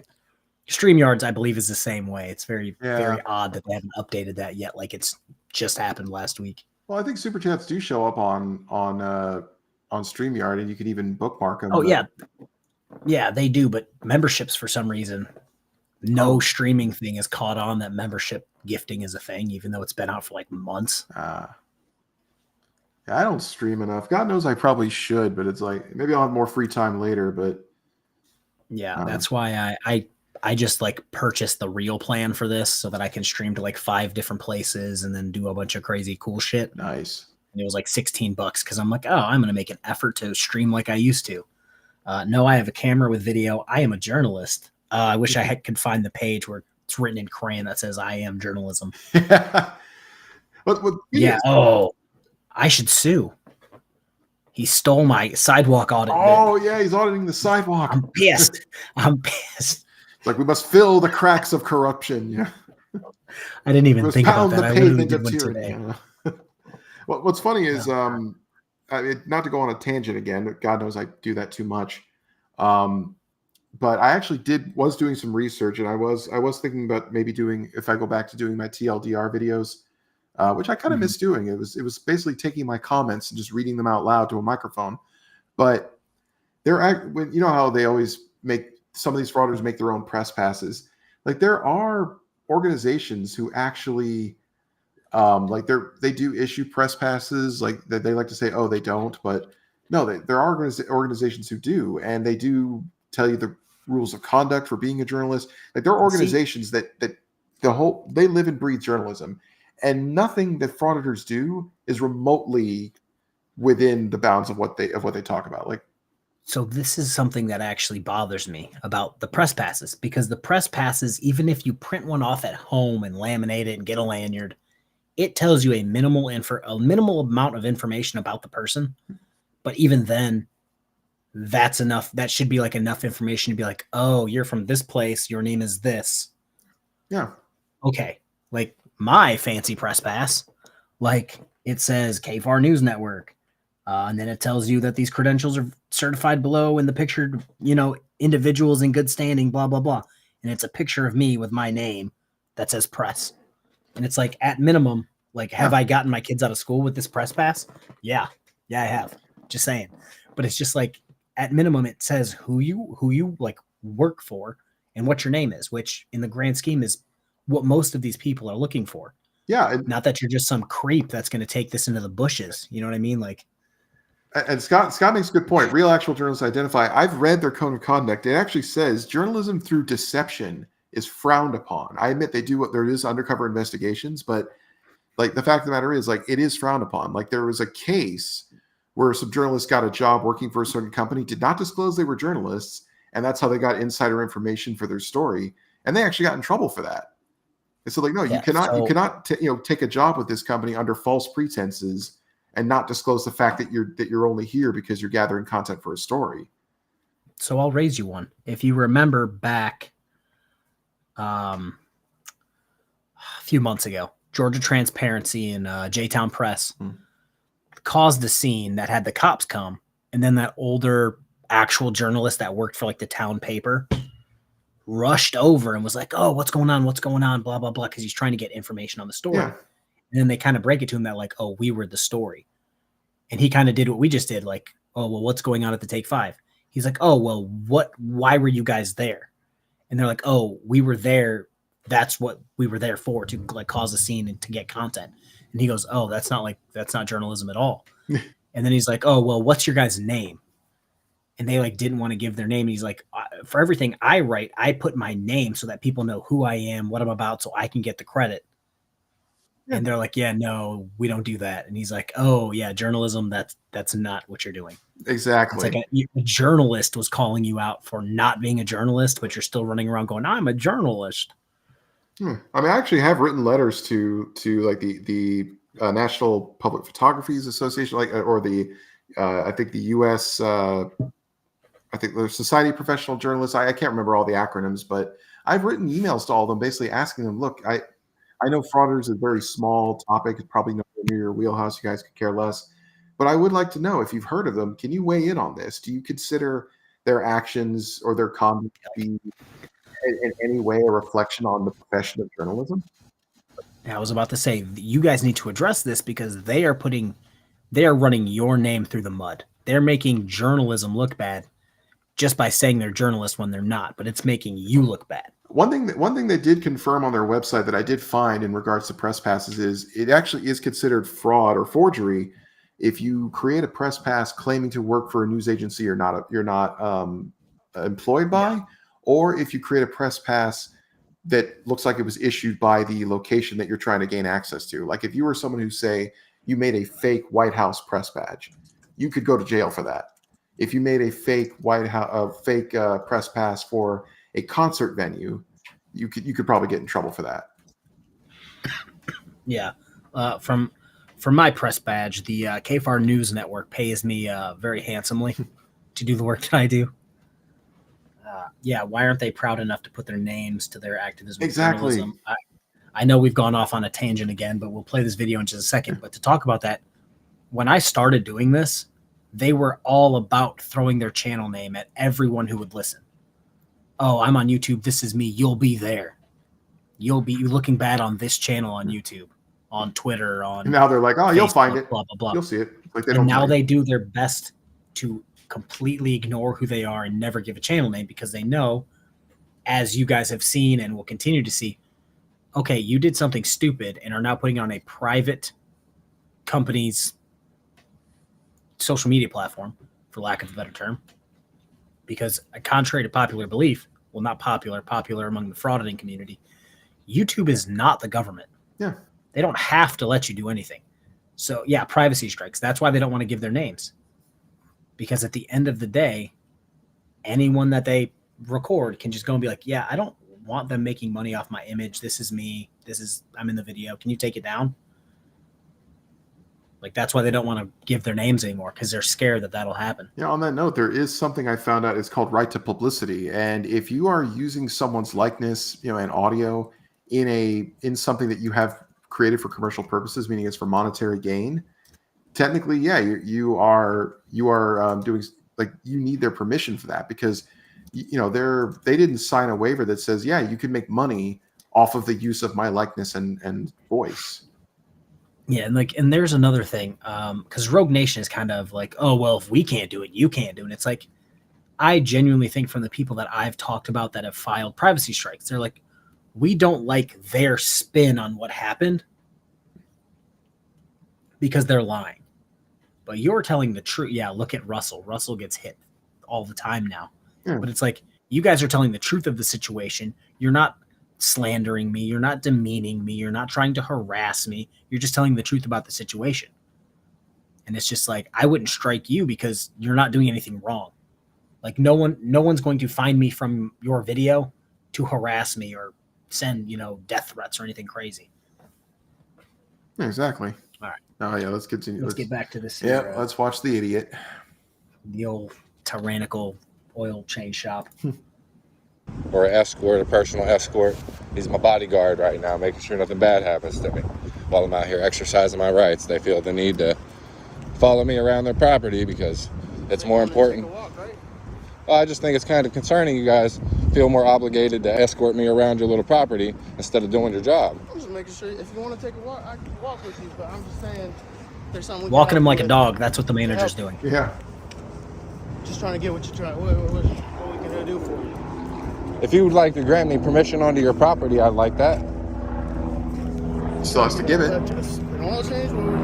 No, I just want to know if you would grant me permission to walk onto your property and do some filming. Because right here, I'm not allowed, because technically if you tell me you wanted me trespass from private property, you could do so without any law being broken.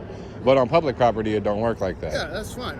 You can be on the sidewalk. I just Wait a wanted to know if minute. there's anything I can help you with. Well, I was just asking, like, would you grant me permission? Yes. Did the frauditor just pretty much debunk the largest thing that a lot of frauditors like to say? Oh, you can't trespass me if I haven't committed a crime. Like, he literally just said, yeah, you can trespass me even if I don't commit a crime. It's like, what an idiot. it's like, oh, like, what a dumbass. Like, he's not good at this at all. So I think this is his, what is it? Like maybe 5th video. He literally started with, he sent me a super fun arrest video earlier, dear Lord. Yeah, he jumped in with, I'm going to go audit a school as like one of his first audits. I think he audited 2 schools, a high school and an elementary school. Lied about his conversation with the superintendent, and then posted the actual recording of his phone call with the superintendent where she's like, yeah, you can't do that shit. And now he's here. So it's like, I don't think he's, and I think he's done 1 post office. Yeah, he's not going to get One very government far. building. He's probably going to quit in the next few months. You can only, it seems like he's walking everywhere. And every single time he goes anywhere, they're like, yeah, trespassed by. I think after his first arrest, he's going to get wise. Oh, yeah.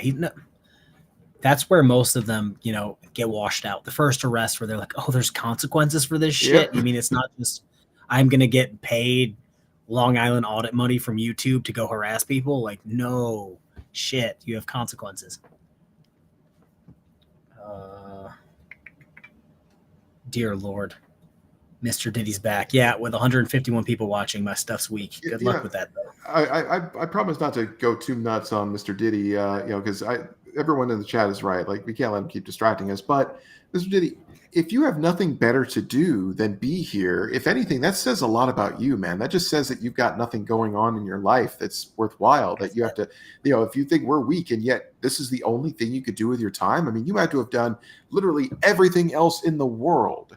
I mean, what's it look like from the top of Mount Everest? Seriously, it's like there are a million other things you could be doing. Diddy, this video or this live stream will probably have more views than your best video when it's over. So, maybe you should pipe down, sport. All right, back to this. Did you on your guys' property? Unfortunately not. Why not? Because this is just where active cars are moving in and out. Just a safety hazard. I stand out of the way. I'll come in the little office area you guys got. That. I can assure you. I can't guarantee that. I can't guarantee the safety out there, that's all. Yeah, that's true. They could be liable. That. So. You're needed, Keith. Sir, if there's anything else I can help you with, let me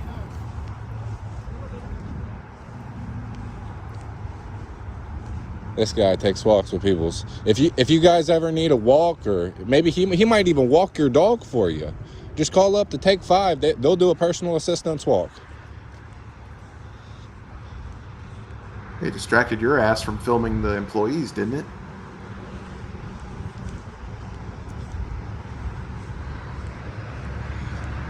Fucking idiots. Hey, they were smart enough to get a job.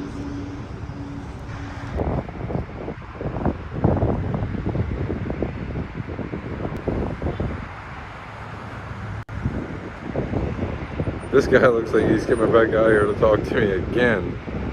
Let's if this is his car right here. He just leaves a Powerade on top of it. This might be him. He seems like a lazy guy. Pretty chill. It's a Bob Ross air freshener. That is hilarious. Oh fuck no! I definitely ain't doing that.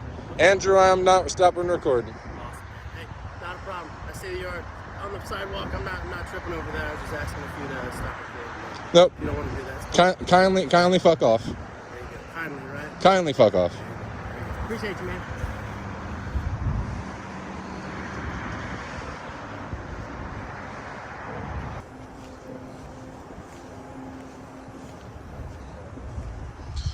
This fucking guy right here.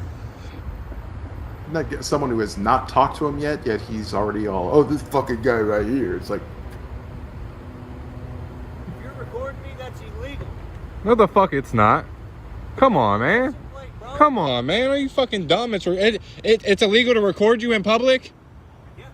Okay, the police are right here. Why don't you tell them that? Yeah, they're here because Why don't you tell them that it's illegal? and everything. We've asked you to leave. I don't have to leave. I mean, dude, go get a job or something. Don't you have a life, guy? Watch this shit. don't you have a life, guy? Watch That's this the number shit. one question.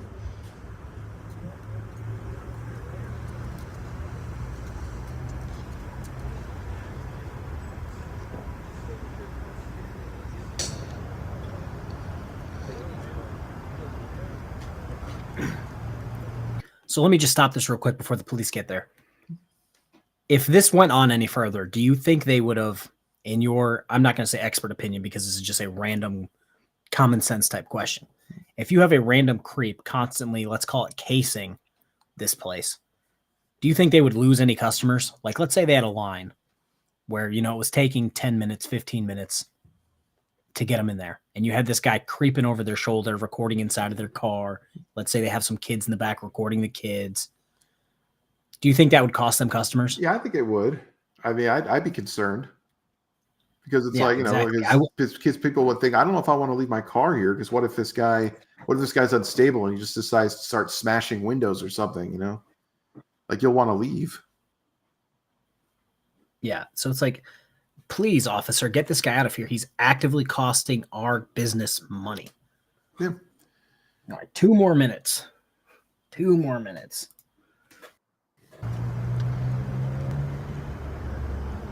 Is your body camera rolling? It's been rolling the whole time? Yeah. Okay, perfect. You're not doing anything wrong. I explained that to them. Good. So they're just asking you. But this guy right here said I'm doing something illegal. He's not. You can keep going. With my fucking license plate and shit. Yep. Yep. Stupid fuck. You're not doing anything wrong. All they're asking is you not to go on the property. I haven't touched their property. They said you haven't. They're just asking you not to. So they want me. I love it. Even when a cop is actually agreeing with them, they have to be hostile. What is it? Do you have your ID on you by chance? I ain't get. Yeah, even when they're like, yeah, we're agreeing with you. We're just being the authority where they don't want you on the property. They know they've told me that you haven't gone on the property yet, but he did ask to come on the property. He's just reiterating the fact that no, you aren't allowed on this property. And he's still being a dick. Yeah.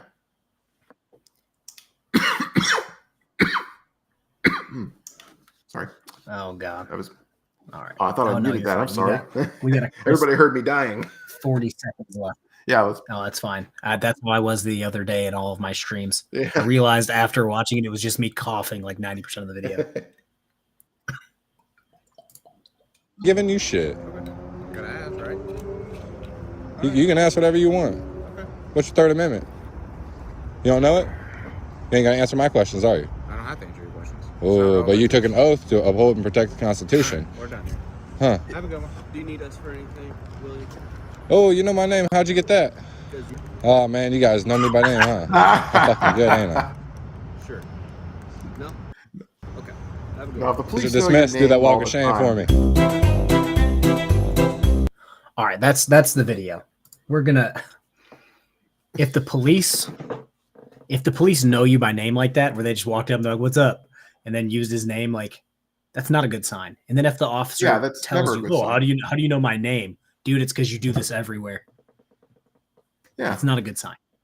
But also what I love is how when they leave, like they're done, they said, all right, you're dismissed. It's like, do the walk of shame. It's like, I'm sorry, but I know I did this a long time ago. By the rules of dismissal, if the police are already done doing anything with you and they're already in the process of leaving, you can't suddenly claim you're dismissing them.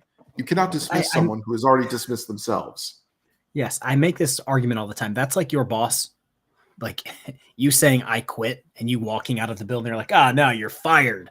And it's like, I already quit. Like, what are you talking about? Like the officers are like, yep, I'm going to go back to work now. Bye. And then he's like, yeah, I told you to leave. That's why you're leaving. It's like, what? And yeah, the Third Amendment thing. I think it's funny. Yeah. Oh God, now I'm trying to remember. I wrote it so long ago. But it was like I literally came up with there we go. Here we go. If I may quote this, the rules of dismissal. Article 1. Thou may dismiss thee from thine own person if thou hast not left of thine own accord. Translation. You may dismiss someone if they have not yet left your presence. Article 2. Thou shalt not dismiss thee if thou hast already departed from thine own person. Translation. You cannot dismiss someone who is already leaving your presence. Article 3. There's only there's 6 of them. So I'll make this quick. If thee hath left thine own person before dismissal, then thou hath been dismissed. If someone has left your presence without you dismissing them, they have dismissed you. Article 4. A jaunt of contempt shall be declared if thou hast partaken in a jaunt themselves, or shan't be declared. A walk of shame cannot be declared if you have already done one yourself. Article 5. A jaunt of contempt is voided if thou declaring it must do so with dejection and thou have no purpose. Translation. A walk of shame declared out of desperation and without circumstances supporting it is void. And then finally, thou shalt not be dismissed by thine cloister, but by thine own schoolmaster. Translation, the bell doesn't dismiss you, I do, your teacher. I had to do that last one just for shits and giggles. What's it called? What you just did reminded me of what I did. I don't know if you remember the guy who tried to give me shit like a month ago, 2 months ago. The Gabriel of the Family Privet guy. I think I did a video on. He posted on the Sovereign or Citizen Facebook group that I'm a part of. He writes his own column on his own website damn near every day, and it's always nonsensical bullshit. And he wrote like what it takes to be a sovereign citizen. It was like a number thing. So I wrote my own, and everybody on the page liked my shit and didn't even read his shit. And it's like, yes. Love it. Oh yeah, my God. Oh man, I wrote that back in September of 2022. Shit, time flies. Mears wants a Kfar Hex suit. It seems like a lot of people want a suit made of my skin. So that's disturbing. It's getting hey, the problem of being me. Are they gonna have Ted Levine modeling it, dancing in front of the camera? Oh, dude, there's so many at this point. All right, let me see. I was gonna talk about something else and then be done for the night. Let's go look at. Spencer brought him up, so let's go and. God.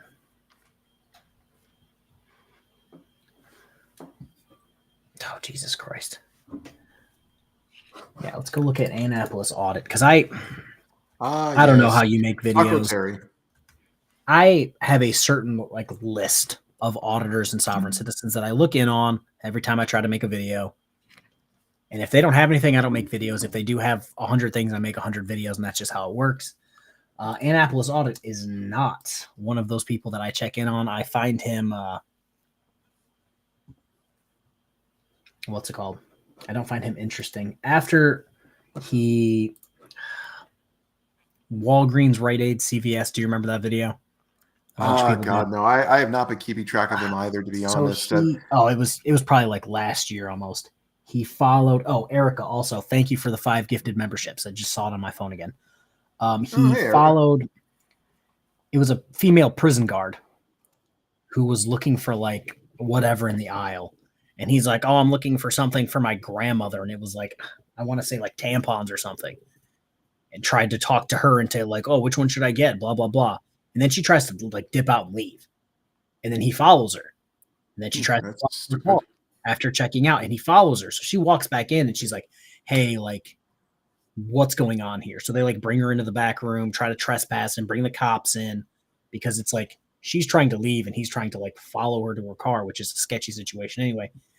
And after that, I'm just like, I can't cover this guy without getting angry. Yeah, well, for me, it was the picking a fight with old people at the polling place. Oh God, where he got his junk beat in. Oh yeah, but now him, like the other thing I don't like about him is he has one of those voices where it almost reminds me of Craig or Afro Man. It's one of those ones where I'm going to try to duplicate. It's like it's like they're not putting much effort in, and they're just kind of. It's almost like they have to push the words out because they just sound tired or just like they don't give a shit about anything. It's like it's hard to describe it, but it's just like I don't know. It also has a bit of a nasaliness to it, but. I can't stand those kind of people. And then when he started showing up in ridiculous costumes, it's like I'm sorry, you can't even say you're an activist. You're literally that's just him some escalating. Creep. Yeah, you're just some who else creep is doing trying it? to. Who else is this doing is it? up there. Yeah, this is up there with the people who think it's a prank channel to go around punching random people in the face in the park. Yeah, I was gonna say him wearing a weird outfit is like what's that dude who dresses up like a grandma? Flex Your Freedoms. That's his gimmick. Like that's how he gets attention. Like I'm gonna dress up like a grandma, be weird, and be wrong. Yeah, it's I don't know. What you said earlier makes perfect sense. They have to up their game because it's so competitive now. There's and I just feel like so we many. need to put it. How can I say this correctly? There's only room on everyone's. The appetite is only so large for random people harassing the public and being wrong on the law. Where it's like, oh, I've seen this exact post office audit from 30 other people like 112 times already. I'm not going to watch this, but it's like, oh, you show up like a grandma with messed up lipsticks. Like I might be, curious and might stay around. Same thing with him dressing up. It's like, well, I haven't seen this before. Yeah, and the thing is, I stopped talking about frauditors. I mean, I had to for many reasons, but the fact of the matter is, they're getting repetitive, and it's just there's only so much you could do. Like every video follows a similar pattern. They show up, they act like dicks, and they either walk away or they get trespassed. And oh god, butterfly voice I forgot about is him. ridiculous. I forgot about him, but hey, like that's 3 people who have like a gimmick. But the thing is, the ones with the gimmicks, or the ones who are super aggressive, is like those are the people that concern me the most, and they're the ones who drive my blood pressure through the roof. I mean, 80% of them are boring. The other 20%, I feel like, are going to give me a coronary. It's just I can't stand watching them. I mean, the fact that Amagansett Press is roaming around in my state, and I say it, I'm always afraid to say it. It's like God forbid I ever meet the guy face to face, not for my sake, but for his, because I had to stop watching his videos. I mean, I literally punched my wall and hurt myself doing it because it was either that or punch the monitor. And that was I can't remember which one it was. It was if I say it was the video where he was being incredibly disrespectful or just being a flat out bully to people. I mean, that's put me over the edge. And this latest incident where he pepper sprayed the store owner, when somebody was approaching him and telling him, you discharged pepper spray everywhere, somebody with asthma could have died as a result. And he just says, I'm not interested. It's like I'm sorry, like you basically just expressed flat out that you have no regard for the safety of other human beings. Or that when he was arrested that one time, he had 2 firearms. Why do you need 2 guns?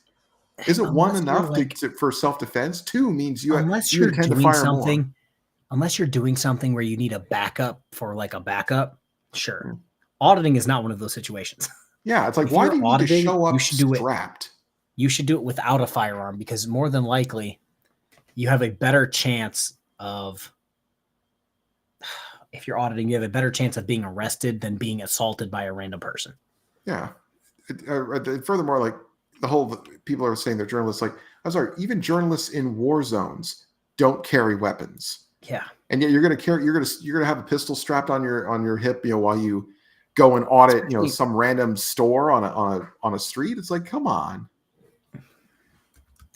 It's ridiculous. I can't fucking stand that guy. And the fact is, it's bad enough that in my state, and I'm Californian, I'm as loyal as they come to my state, but I can't stand how timid our police are. I mean, it's a haven for frauditors who are trigger happy with mace. I mean, you could pepper spray somebody and not get in jail for it. That's why I don't cover SGV news. God only knows what he's been up to. I don't want to know. Yeah, that's why I don't. If you've noticed in my content, I've kind of not necessarily shied away from doing frauditors, but I just don't find them as interesting as I used to, because it's like, yes, sovereign citizens have the exact same script, but it's like, oh shit, that's hilarious. But frauditors, it's like they literally use the exact same script, all of them. Like, do you think this guy has ever met fucking Auditing America? No, he probably hasn't. Do you think he's met Fake Mike Real News? No, he probably hasn't. But they're both, what's the Third Amendment? It's like, why that one? Where'd you pull that out of? And it's like, you're using the exact same auditing script. You picked a big time auditor and we're like, I'm going to copy him. Yeah. And I should also point out that there is nothing in the Constitution that says that a police officer has to answer your questions. I mean, they can, unless it's, and even then it's not by law that they even have to identify. But outside of that, if you walk up to an officer and ask him a random stupid question, they are not bound by anything to answer it. And I should also point out that in this country, you do have the right to not answer a reporter's questions. I mean, that's where the words no comment came from. So if these frauditors claim to be journalists as well, it's like, if someone doesn't want to talk to you, that's their right. Oh, God. Yeah, see, Alan, you're right. They cited the guy. It's like, Like, I'm sorry, Amagansett discharged a non-lethal weapon that caused collateral damage to people who were not immediate threats to him. Like, I feel like that should be something that should at least get his pepper spray taken away from him. So you already know that I talked to you about this earlier when you asked in a different location. So it's hard to justify self-defense with pepper spray when you have him, who he's a leprechaun size, but he's still a grown man, and his son, who's a lot larger, is a grown man versus an old lady. Yeah. Like, if you two grown men can't get away from a lady standing near you, and you feel so threatened that you have to pepper spray her, like, maybe there's an issue with you and not the rest of the world. Now some people try to justify, like, oh, well, she did, drive her car at him. It's like, yeah. And then she got out of the car, so she no longer had access to a 2-ton vehicle that could harm you, and she was approaching you. And it wasn't even Amagansett Press who sprayed her. It was his son who sprayed her. It's like, okay, so she wasn't posing an immediate threat to you, and yet you discharged a non-lethal weapon. I remember one of the first videos I did, even regarding pepper spray in general, was them. A guy came out, did the normal, took a swipe at the camera, was literally retreating and was like 10 feet away. Yeah. And the kid pepper sprayed him. And it's just like, if I'm, let's say, like if I had my firearm on me and somebody was attacking me and then they were actively running away, I can't just shoot them. Yeah. Same thing with pepper spray. If the threat is non-existent, you can't just be like, well, I got it out, I might as well use it. Like, that's not how self-defense with pepper sprays and stuff work. And that's the other thing to also consider. And I think Navy Tech says it here, like, the guy gently pushed his camera aside. Like, using a non-lethal weapon against someone in retaliation for them touching your property. Bear in mind, he was no longer trying to take it. He wasn't trying to take it from him. He didn't have possession of it. Like, there was no further risk to his property, and yet he discharged him or discharged a weapon at him. It's like no, he wasn't actively trying to steal it. He wasn't actively trying to harm you. There was no imminent threat, and I just feel like that irresponsibility with weapons, lethal or non-lethal, is a major problem. And frauditors, I think, at some point, somebody's going to get hurt. Oh, okay. So probably them, but somebody might. Yeah. Okay, I got two comments because one is just dumb. Is it true that Riot Girl Radio is done frauditing? That's what it seems like. Good. But it's just some of these people. I'm not saying me or you understand YouTube entirely, but it's common sense. Like, oh, don't put whole songs that are somebody else's songs on your page and expect nothing to happen. You know what I mean? And she regularly does it. And then when YouTube goes, well, we're not going to monetize you anymore, you can't just cry about it and be like, I did not know. Whoa. And it's like, well, use common sense. So I feel like she was one of the ones who was obsessed with Long Island Audit, got into this to make money, was making a little bit of money, and tried to just maximize money making by throwing up music. And it cost her. And I think now that she realizes that she can't make money from it, she's not, like we said earlier, the first arrest, that really puts it into perspective of what's going on. And she's been arrested a few times and went, maybe this isn't the jam. Yeah, I mean, and the thing is, YouTube, like, I'm not someone who does it full time. It's a part-time gig. I mean, I'm down to just making a video once every couple of weeks. It doesn't pay the bills. I don't make a living off of it. I do it more just for fun, and because it gives me a platform to be able to hang out with all of you guys, which are, I think you're all awesome.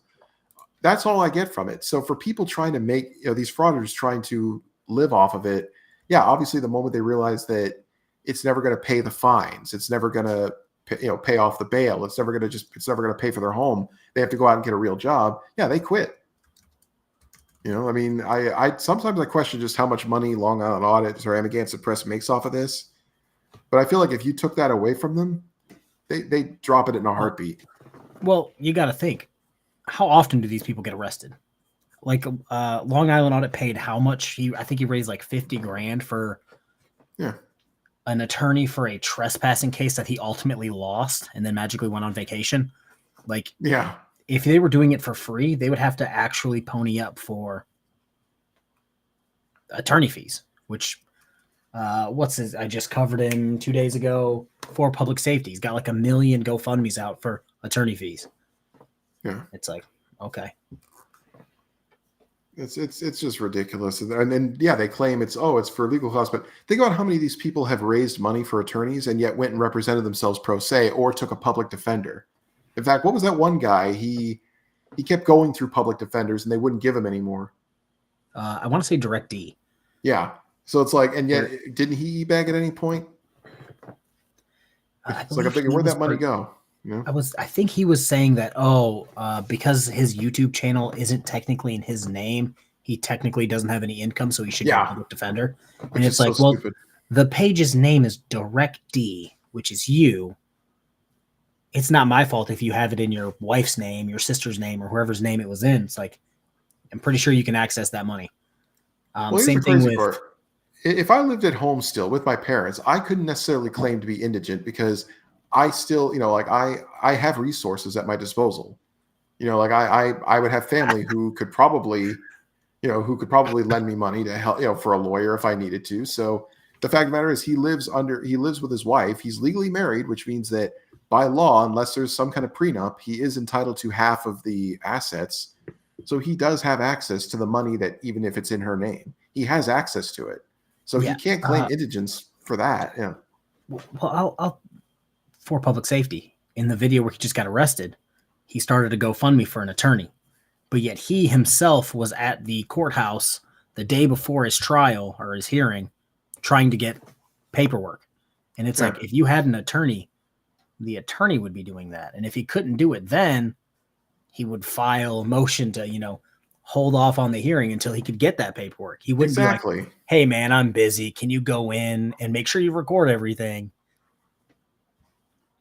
What's really funny is Team Skeptic just did a video today about how a guy wanted to represent himself pro se, and he was saying, I'm being railroaded. Like, why? Because I went to the police station. They wouldn't give me discovery. And the judge just ripped him apart saying, that's not where you go.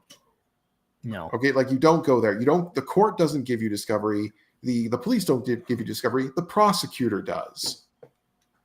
It's like that's just because you went to the wrong place doesn't mean the system's unfair. Yeah, you chose not to get an attorney. An attorney, any first-rate attorney, would know where to go.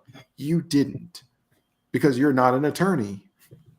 It's like that. It's just like, geez, preach. Like I put Cloris Gleachman's clip. Like yes, say it.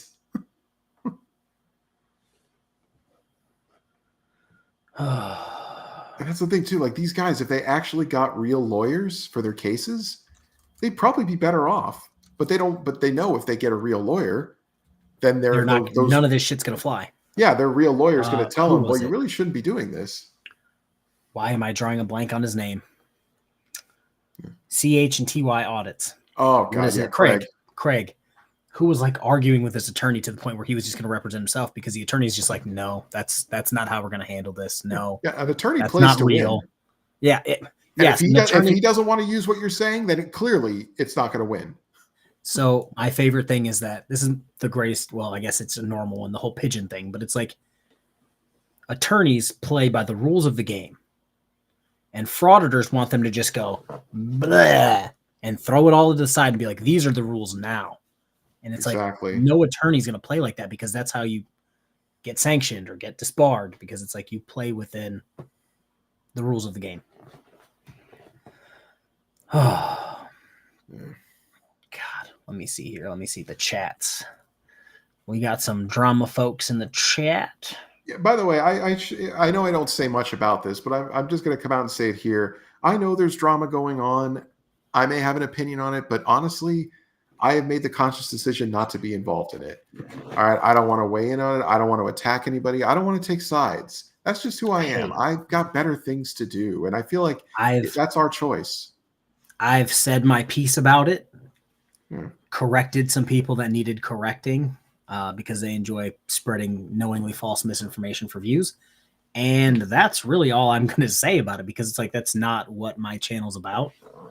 Yeah, likewise. I mean, does that mean I condone what has allegedly happened? Of course not. I feel like people who act in poor taste should be called out for it. But the fact of the matter is, at the end of the day, it's my channel, and if if I don't want to talk about it, I don't want to talk about it. I mean, I don't want like I to said, be immersed in drama. I'm trying not to live to see my next freaking birthday, people. yeah, I've addressed what I was going to address, corrected who I was going to correct, and I'm not going to get obsessive about it. Like a few people in chat who want to wear other skin, it seems like. By the way, on a side note, Nightman's wife. Yeah, I know that clip. I should. Like I've been trying to diversify ever since I committed myself strictly to Mel Brooks movie clips. I realize it's kind of hard to find a good sampling of them. Like there's only so many scenes, and I feel like it's getting repetitive. That's why I had to reopen and use you went full soft sit clip from, that I made from Tropic Thunder. But yeah, like I remember that. I should get the audience applauding. I think it's just because there was music in the background. Because they're playing, putting on the Ritz. I felt like that would kind of be disruptive. All right, but I definitely got to look for more. So the one movie found me last night, dear Lord. I mean, the one movie with the hardest film to find clips from is Life Stinks. I think the only one I got was him saying, you think you're rich, but you're really not. Like that's something I put out for soft sits who claim to be millionaires, and yet live in their cars. And they're gonna be beaters, absolute shit boxes, like Cody High Roller. He had like the last 6 months worth of takeout boxes in his passenger seat. Let me talk for a second. You just found me last night, loving you already. Well, I appreciate it.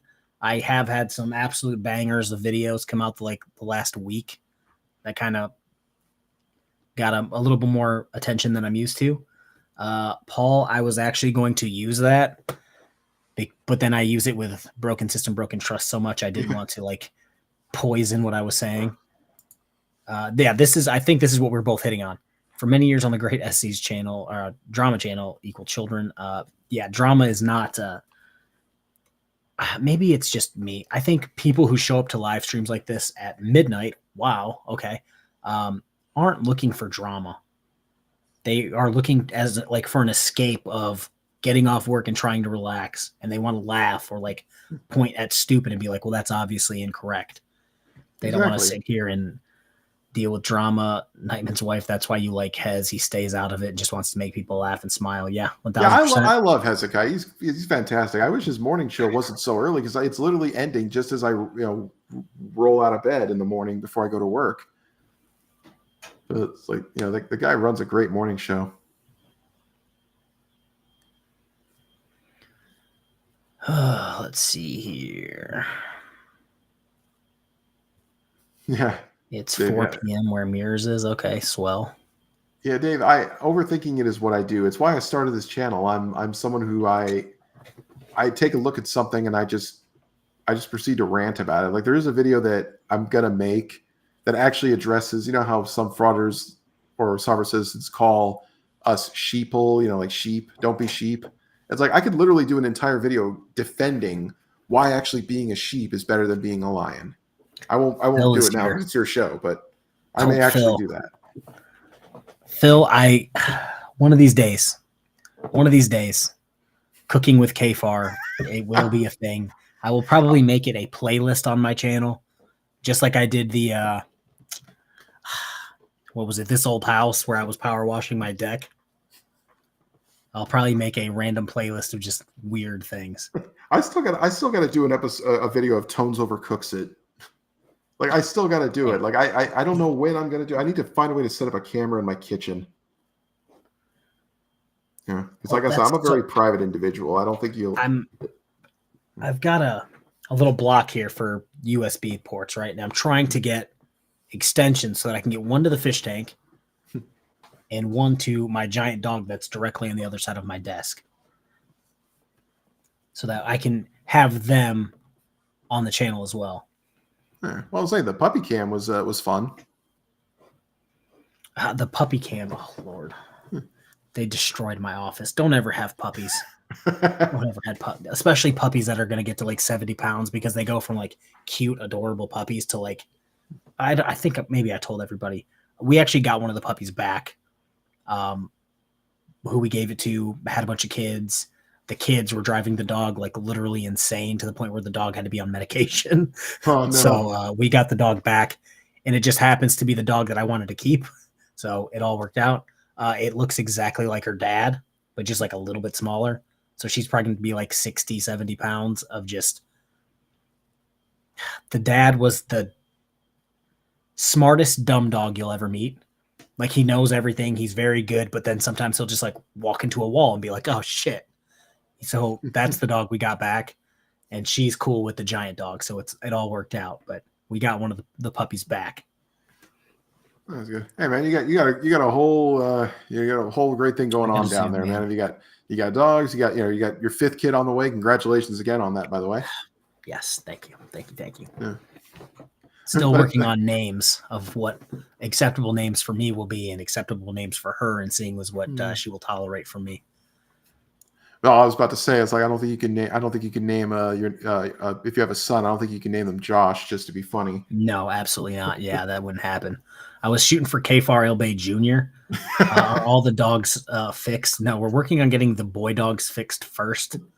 That way they can hang out with the girl dogs without making puppies. Because with a new baby on the way, I am not trying to babysit 4 more dogs with a new baby. Like, I don't sleep, but I need some sleep. Yeah, I was going to say, do you ever sleep? So as you guys know, I was sick, and I only slept 2 hours, 3 hours, because my sickness got really bad. As soon as the sun goes down, I got really sick. Like, during the day, I would be like nearly okay, and then just sick. So I was sleeping for like 2 or 3 hours, which didn't help me get better, I feel like. Let's see here. Scott, I'll raise you one. So just if you guys wanted to know what we have at the old Kfar house, we've got 1, 2, 3, 4, 5, 6 dogs, 4 large, 1 medium, and 1 extra small. We've got 1 cat. I'm about to have 5 small humans and fish. I have my cool fish tank. It's got 6 little fish and Steve. Yeah, you guys all know Steve. And then she has 4 fish upstairs that are much larger. So that's my zoo. I tried to get chickens, but the city said no. Oh, God. Yeah, I don't have any pets. I mean, the closest thing I've got to a pet are like these 3 annoying little flies in my. Okay, 2 annoying little flies in my flying around my condo. Are they flies or are they gnats? I think they're gnats. They're really tiny, and I think they come in every time I open the door. I have 1 gnat that's just perpetually in my office. There's no food down here. There's no anything for him to live, but he's always here. And because obviously there's the LED lights that are red that don't exactly attract bugs, the fish tank, which is blue, that doesn't exactly attract bugs. All that attracts bugs is this light right here. The white light. So if you ever just see me just randomly go, it's because I'm trying to catch him, and I just can't do it. Oh, they're always hanging out around my kitchen, which is like, I keep my kitchen relatively clean. And at first I thought like, oh, are they coming out of the trash can? I mean, I changed out the garbage thing. The bag, I wiped down the inside, but they still fly around there. I think it's my old coffee machine. I barely use it, and it's really old. I got it as a hand-me-down from my sister. So I think it's time I just got to throw it out. Maybe it's got standing water, and that's what they're thriving on. But and that's probably why they're moving at 1,000 miles an hour.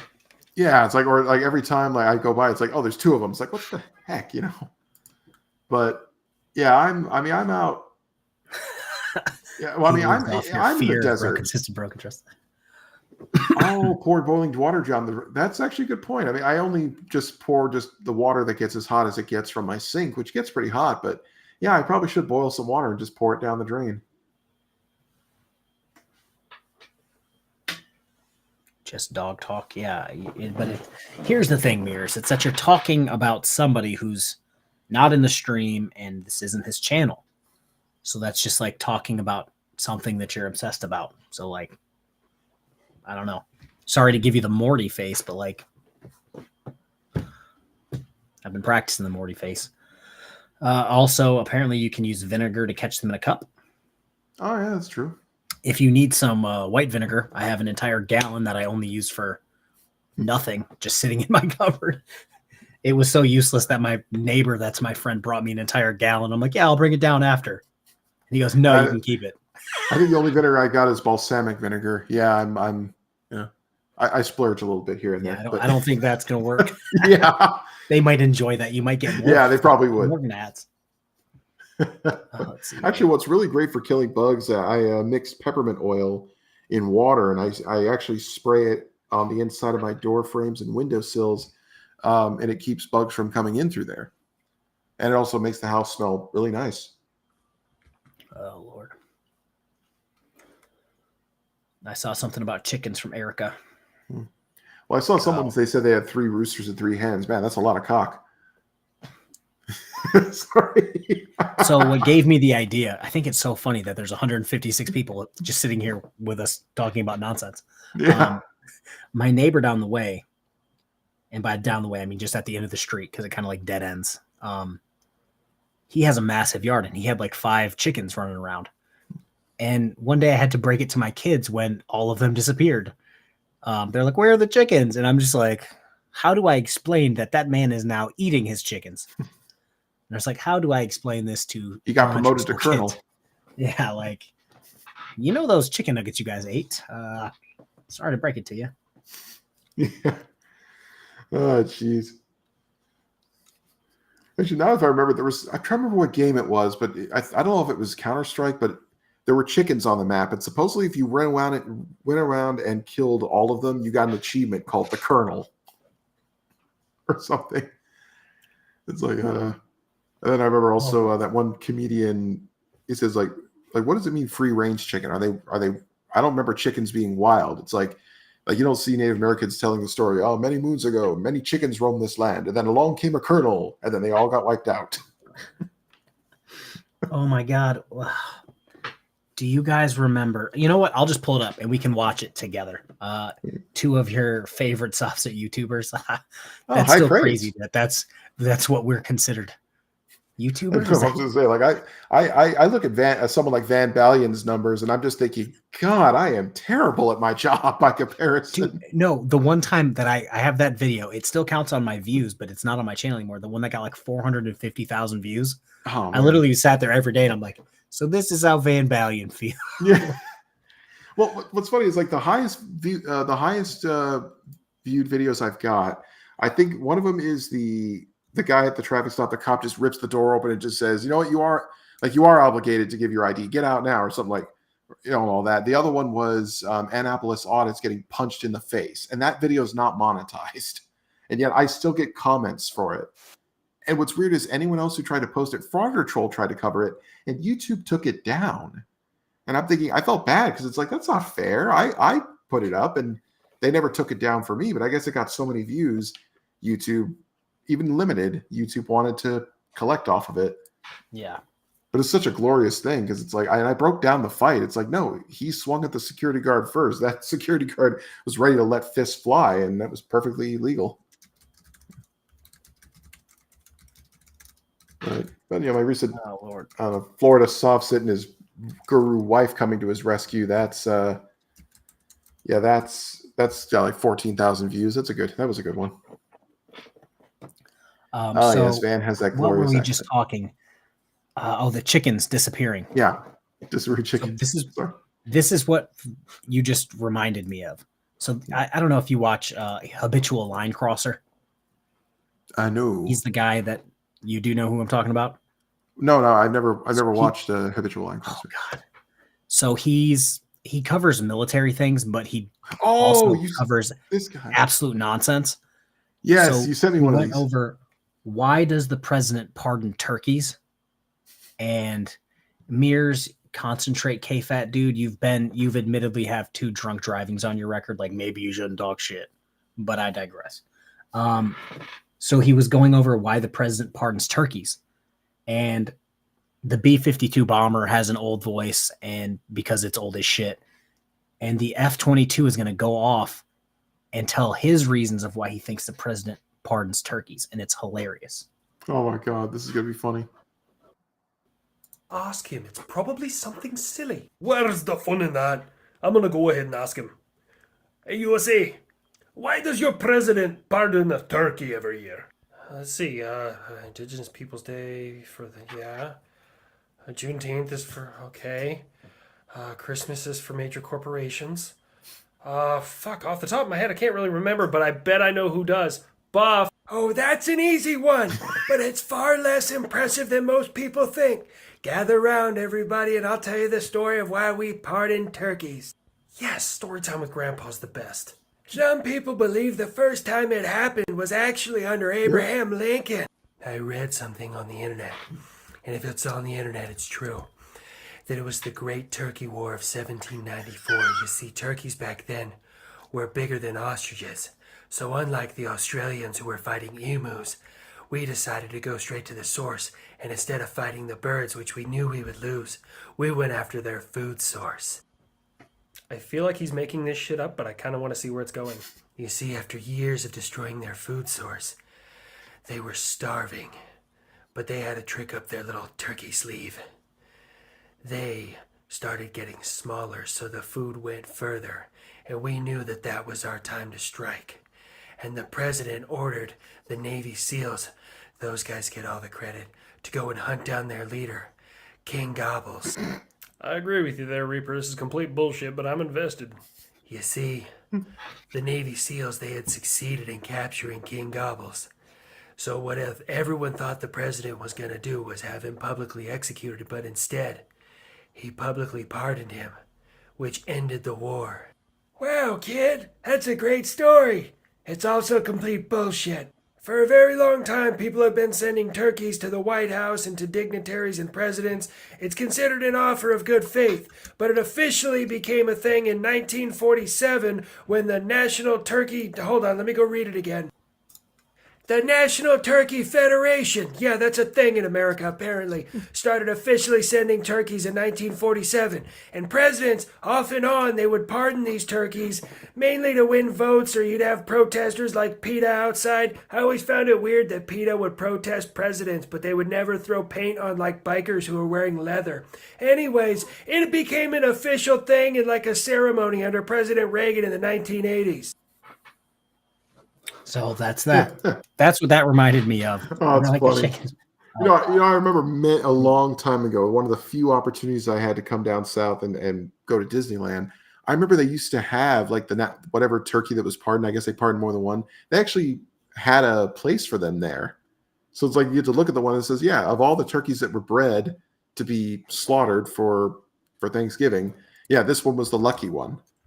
You know, it's like the Hunger Games or something for them. Or no, what's the new one? That new movie where it's like everyone has to play the games and then only one can survive. Not Battle Royale. God, it came out only recently. What was the name of the movie? It was like from Asia or something, and then they. I couldn't. It's on the tip of my tongue. I know somebody in the chat's probably thinking of it. It's Squid Games. Thank you. Yes, I never watched it. I mean, I never saw it either. I only saw like clips of it and like a million things that use the theme of it. But it's like when I heard all the YouTube shorts. Yeah, exactly. I just saw clips of it, or someone who actually I watched one of those channels with the AI voice that just explains the plot of the movie. Yeah. Like whoever came up with that, I swear to God, they were freaking genius. Greatest thing ever. Yeah. I've saw more movies and went, I should probably watch that. Yeah. Well, I usually just say, I don't have time to watch an entire film. I'm just going to look up like movie explained, and surely enough, you find one that just does the whole film. But yeah, it's just funny that like some lucky turkey gets a presidential pardon, gets to say, you know what, you get to live to a ripe old age. And what's funny is the turkeys are the actual indigenous American nationals. Well, did you watch? I know everyone's. Oh Lord.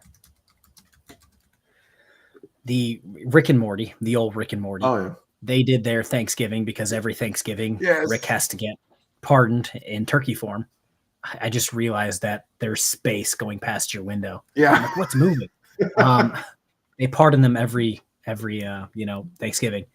And the last time they had to bring in the people who were here fighting the Pilgrims and the Native Americans who were here first, who banded together to exterminate the turkeys in the first place, had to band together to do it. And I'm just like, God, That whole thing was hysterical.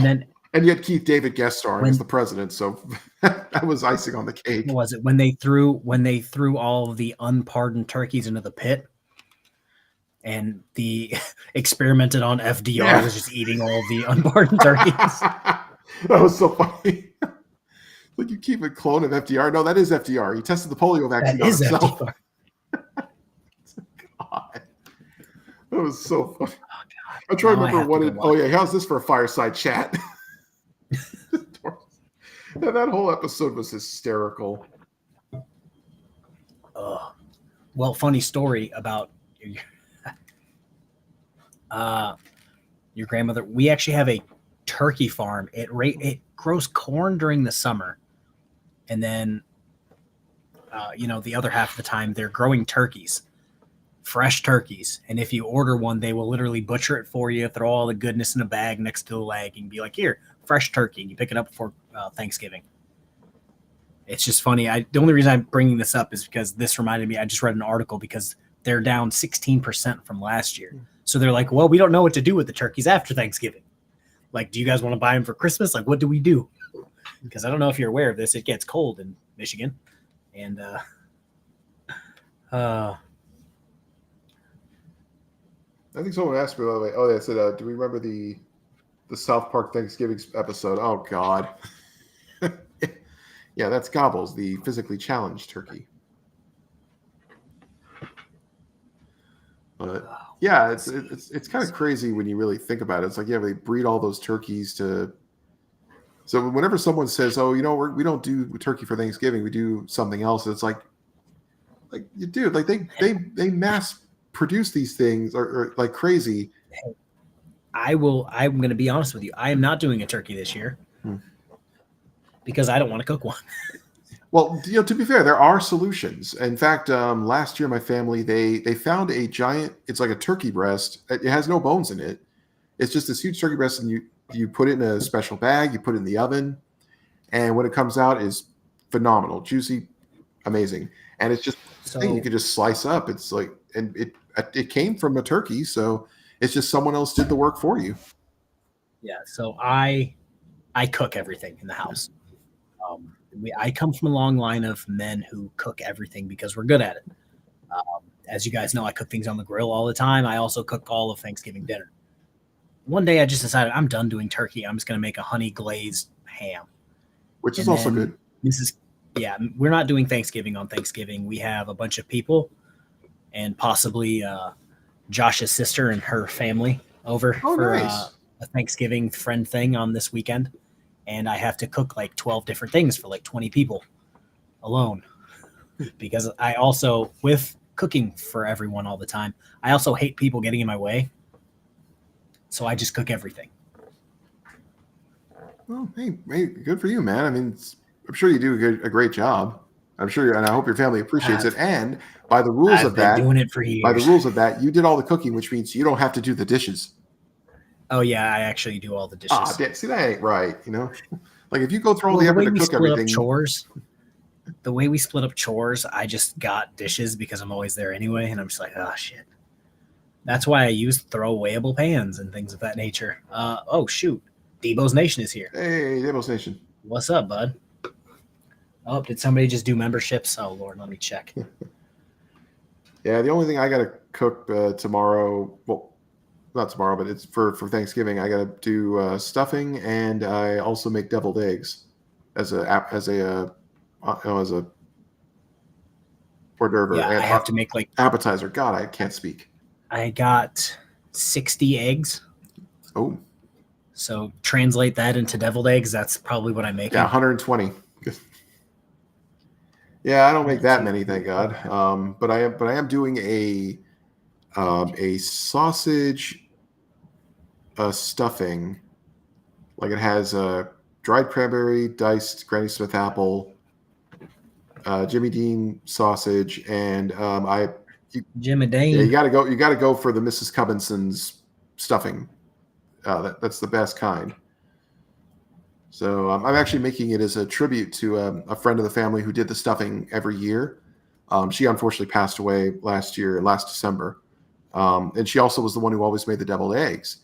and she had these trays that I don't think you could find them anywhere, but they definitely look like they're from the 80s or whatever. But you almost got an appearance. Oh, he flew right across the screen and then went back. Wait, who? I was gonna pounce the gnat. Oh, he was right there underneath the camera, and I'm like, I'm gonna end up punching. I think I got him. Yeah, I'm lucky. Mine stay at the far end of the place. I mean, I live in a 1-bedroom, so the kitchen is literally behind me, so they don't come this way. But I've got too many bedrooms to count at this point. Well, you're gonna need all those bedrooms. I mean, you're not wrong. I'm done. Yeah, They're retired. I was gonna say at this point, you don't need a house; you need a barracks. As well, we were gonna. It's funny. We were actually contemplating moving, because too many people know where we live, and because we can. And tell me why the first place she was looking was like 5 minutes away from Josh's sister's house. Oh, Erica, you're still here. Thank you, Erica. By the way, the thing is, to finish the story really quick. Among her possessions that were, because she didn't have any family, she considered me and my sister to be like kids to her, and my sister's kids like her grandkids. She actually said, the trays I use for deviled eggs, give them to me, and I have them, and I'm thinking, you know what, now I have to keep the tradition alive. I have to make them for every holiday, and because that's what she always brought, and they were fantastic. I made them last year for Christmas because she passed away before that, and everybody said, great job. So it's like, okay, I've got to keep the traditions alive. I got to step in and be the one who makes that stuff. Tones, the deviled egg man. Yeah. Well, it's like, I mean, I got to do Tones over Cooks It. I mean, I would have so much fun doing the commentary. It's like, you probably do. You're probably in the same boat as I am, where it's like you want to have all these cool ideas and do all these cool videos, but you don't have the time. Exactly. It's like it kills me, but because it's like there's so much. My third channel, huh? My third channel, the one where I wanted to do like gaming type videos and book type videos. It's like I would love to do that because that genuinely makes me happy. It's not stressful. There's no drama.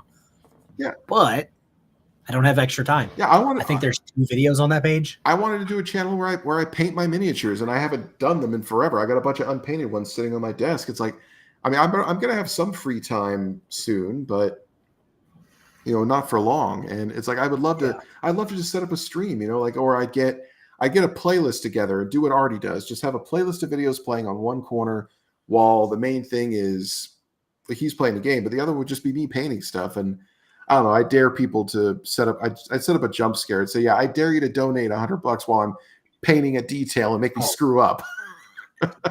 Hey, I'm going to take the Artie stance about this, but a little different. If you guys ever want, I'll eventually have to hook it up. If you want to jump scare me for, I don't know what Artie's is. I know Artie's is just absolutely just astronomical and he still gets jump scared. I will set up a jump scare for $10 and I will shit bricks every single time for eternity. If the entire stream is just you guys jump scaring me, okay with it. I'll find a way to be okay with that. Well, yes, likewise. Although I think I have to make sure my heart is up to it. Oh yeah, I'll tell you right now. After drinking almost a pot of coffee, as we've played this game before, my heart rate is. Let's see here. Come on, watch 67 beats per minute. Not bad. Mine says, well, thank God, mine says 85. Usually, I'm really nervous when I do stuff like this. Like when I'm doing my own streams, I'm talking real fast, rambling because I'm super nervous and I'm in triple digits. Yeah. You got to fill up space when you do it by yourself. There can't be any quiet. So, never mind. I just refreshed it. I'm at 113. Never mind. I'm a nervous wreck. Here, let me do something real quick because I wanted to test this because I haven't streamed with anyone. Also, I don't know if you got the memo or if I put it on there. You can restream this stream while you're with me, if that makes sense. Oh, nice. Oh, so I can have it broadcasting on my channel. Yes, exactly. I was on KTZ's channel who turned me on to this, and she was like, "Oh, you can restream it if you want." And I was like, "That's a thing." Can you hear this music? I'm playing. No. Well, hold on. It's loading. Oh, now I can.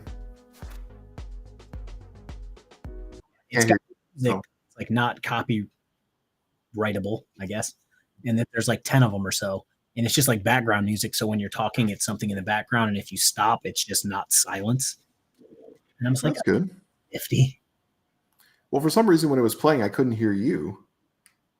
Stop. Okay, so I noticed at the beginning of my video, during my test stream, I don't know if you watched that. It was boring as shit because I was literally just testing all the function of this, and 100 and some of the people showed up.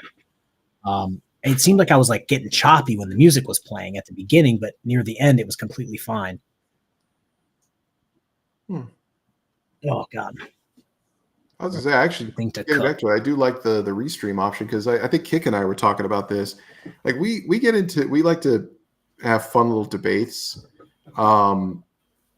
and like on just back and forth friendly banter on Discord. And I said, if we could just turn that into a debate channel, it would be the most fun thing ever. Like and I'm thinking that would be probably the way to do it. We just both stream using this, like both on our channels, or take turns.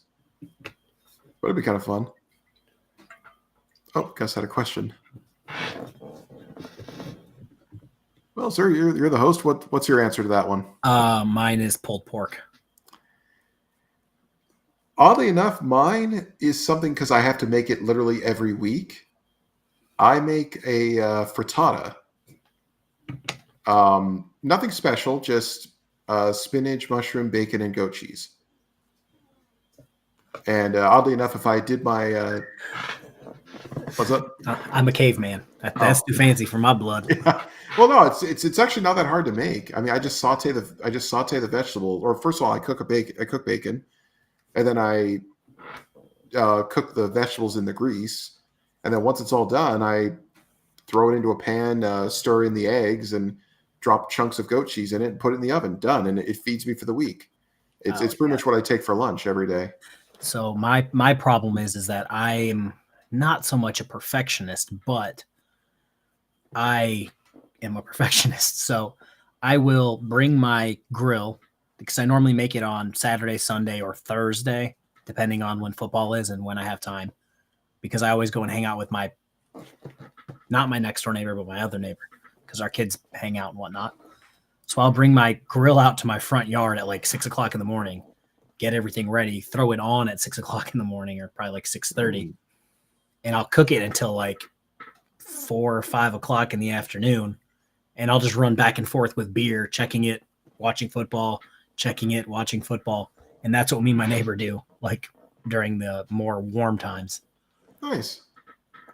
Actually, I will mention one other thing, and it's only because I make it every year for Christmas, and only because my mother's asked me to do it now because it's she's getting older, so it only makes sense. But we do a full Cuban dinner for Christmas, and that involves a citrus marinated pork shoulder. So I get, and that thing the at least the night before, or I mean 2 days is even better. But I get one of these big things. I stab the heck out of it with a knife. I basically go full Anthony Perkins with it, and then I stuff those holes with cloves of garlic. I put the thing into this kind of special plastic oven bag, pour a bottle of marinade that's I think it's made by a company called Goya. It's called Mojo, and seal it up, flip it over so it's fat side down, I think, or whatever. And we leave it in the fridge overnight or for 2 days, and then we put it in the oven and it slow roasts for several hours. And when it's done, we take it out, cut the bag open, pull the thing out of a cutting board. It's so easy to slice. It's just amazing. And we serve it with black beans, rice, fried yuca, fried plantains. It's just beautiful thing. And it's just, the pork is so delicious. It just melts in your mouth. No, I think I tell everyone this. Here, let me. That's yeah. So I have from Jesus. Artie's jump scares are $100, and he still gets jump. Yeah. Jesus. Yeah. So I've shown my face on my streams for, I don't know, since like the first video I did. I've gone out of my way to be a person, if that makes sense. Let me see. What was I about to say? Oh, I think I've gone out of my way to tell people that I'm a caveman and I come from a long line of cavemen. So my dad, hunts a lot, so we grew up eating venison for everything. Ooh. And it doesn't help that now that he moved to Kentucky, my parents, they went from a goat farm to trading their goats for cows. And then they had a cow farm. They traded their cows for deer. And now they have a white-tailed deer turkey farm. So their venison consumption has somehow gone up. So yes, that's every time we go down there, that's what we have. Some sort of venison in something.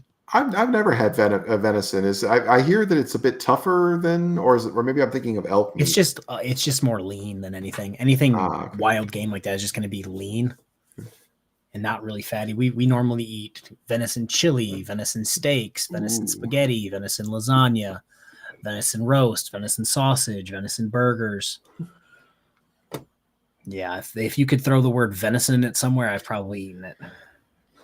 See, kids, this is why Bambi's mom had to die. That's because Kfar had to eat it. Yeah.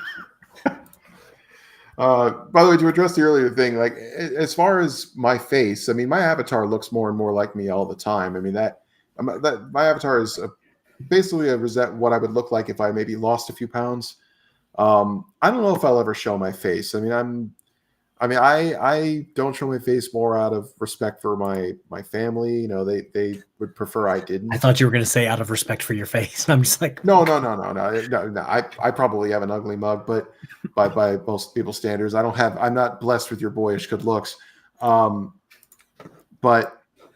yeah, I don't show it just because it's kind of the last thing of privacy that I'm preserving, just because I know it would stress out my family. I mean, they know what I do.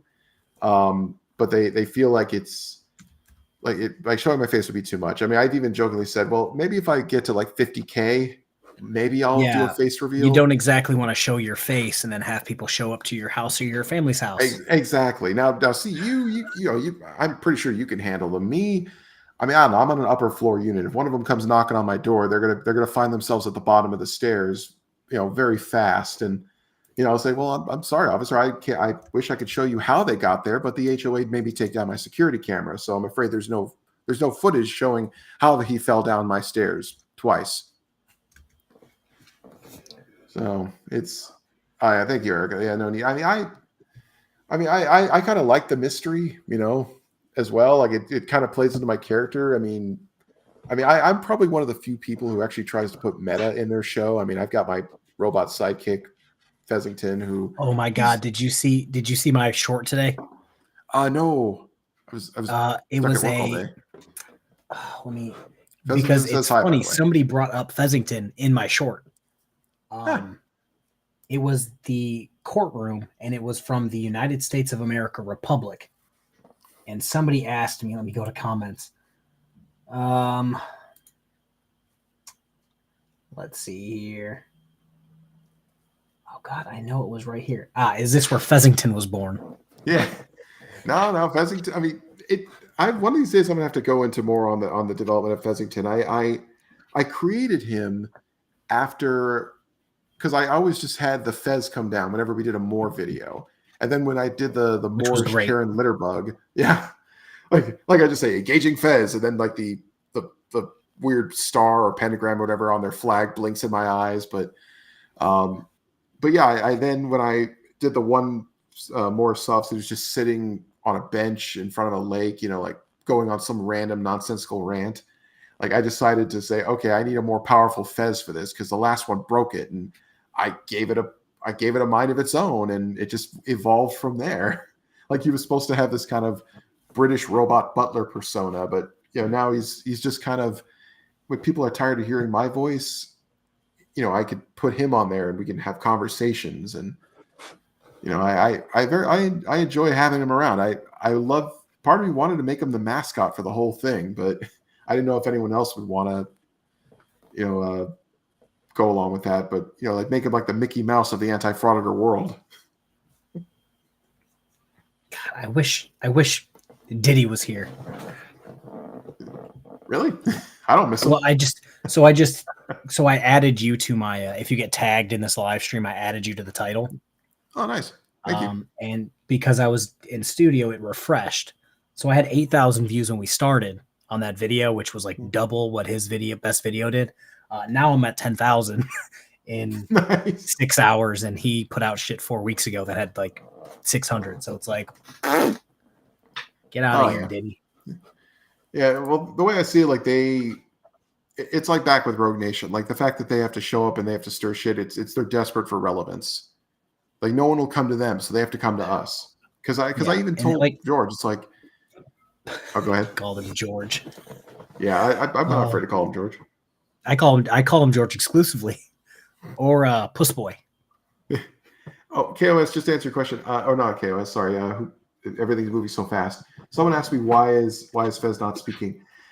I have not yet figured out a way for him to be able to talk while I am in the middle of being live. It's like it's kind of hard to do it. That's why I don't do a lot of live streams, because I would love to have him involved. And I think the only way that would have worked is if his voice literally had a mind of its own. If I actually hired somebody to be his voice. So like that's beyond me. Don't ask me for help. Yeah, it's like he relies on a TTS device in order to communicate, and that doesn't operate in real time very well. I think I told you this is how much of a caveman I am. I was trying to get back into the military after I left, like before the 3-year-old was born. And I qualify for every job because of my ASVAB score.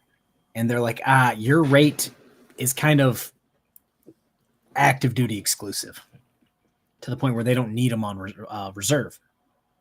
I'm just like, oh, that's fair. What job do you guys want? They're like, well, you qualify for every computer job. What computer job do you want? And I was like, hold up. And then I'm like, let me think about this. I'm about to have a kid. Let me not do this. That would have been a shit show for me and the Navy.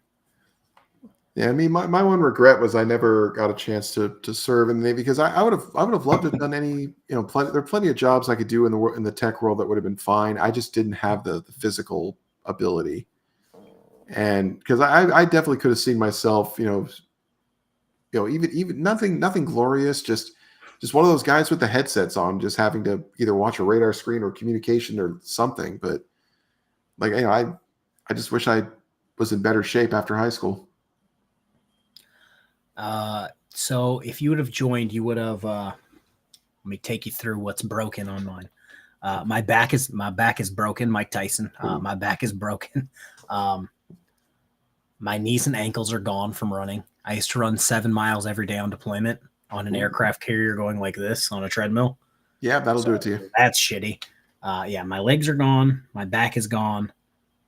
Because I was on an aircraft carrier and there was planes landing and taking off all day, every day, I just have ringing in my ears all day, every day. Oh, is that the real broken system, broken trust, or is that the fake one? Because you know me, the fake one is way better. Let's see. I don't see him. I think he's gobbling on Stone Vet's pee-pee, if you will.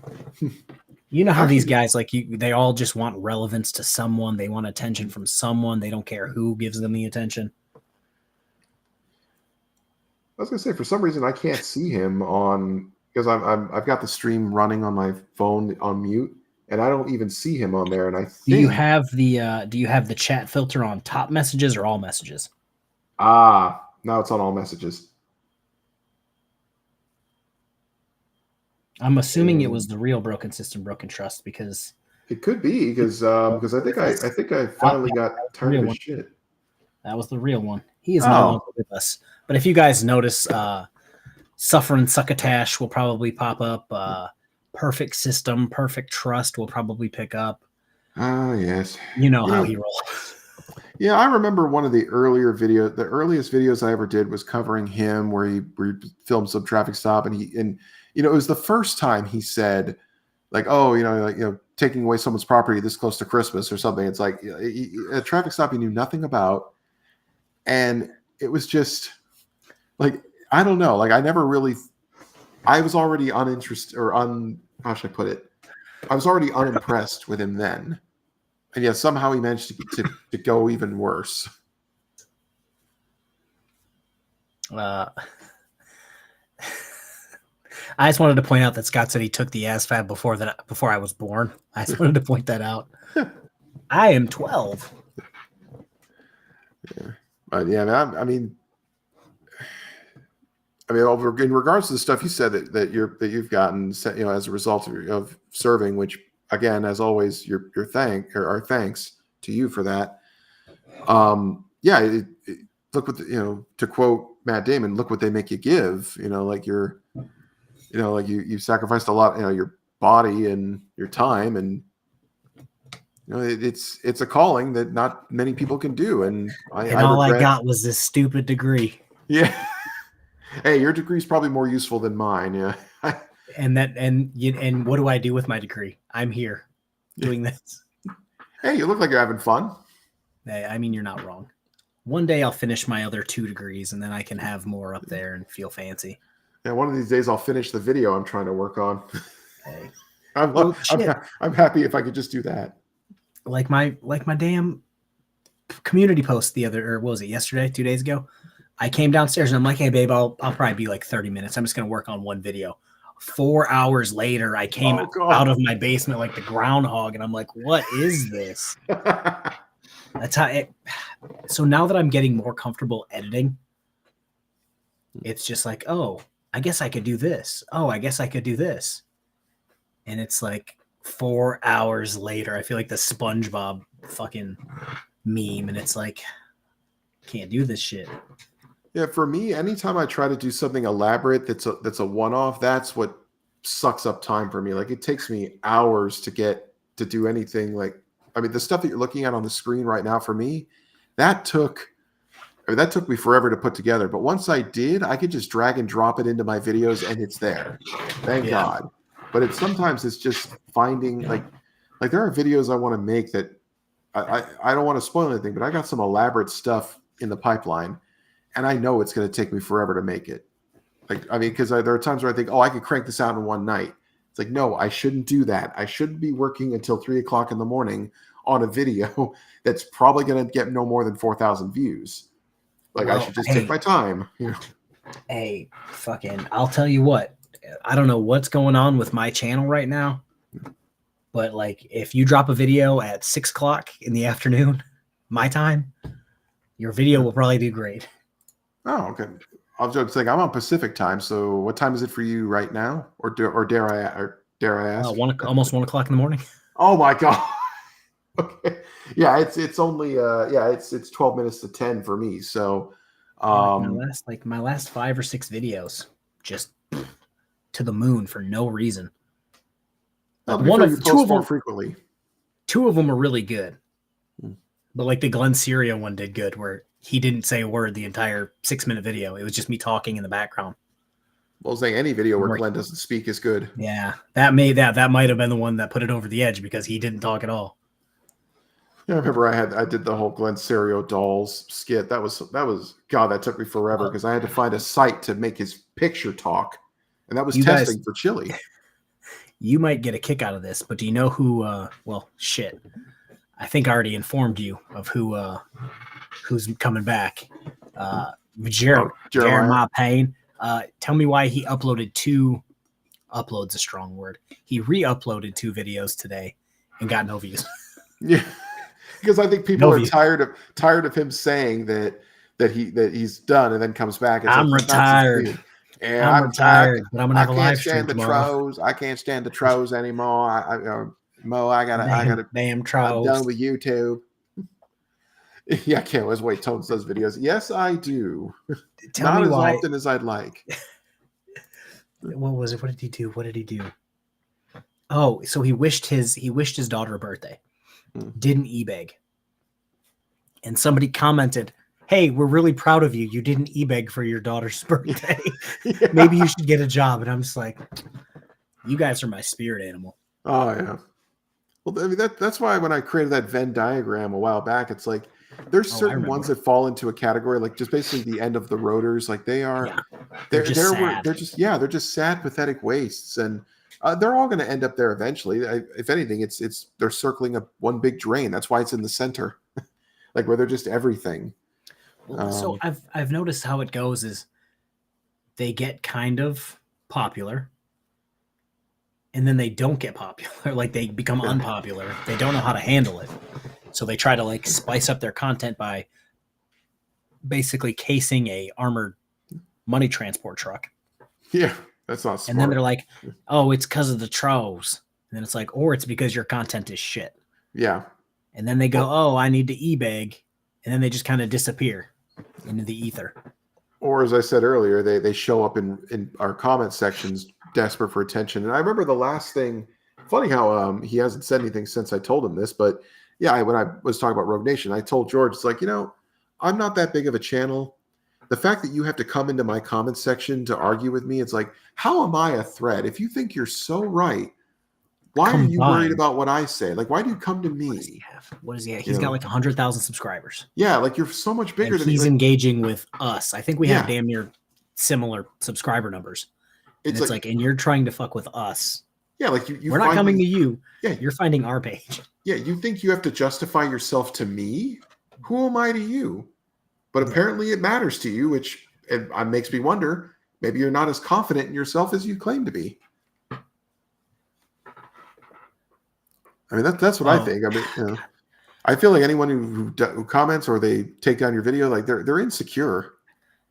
Do not feel bad for KFAR. KFAR is nowhere near as anywhere hurt as many veterans could be.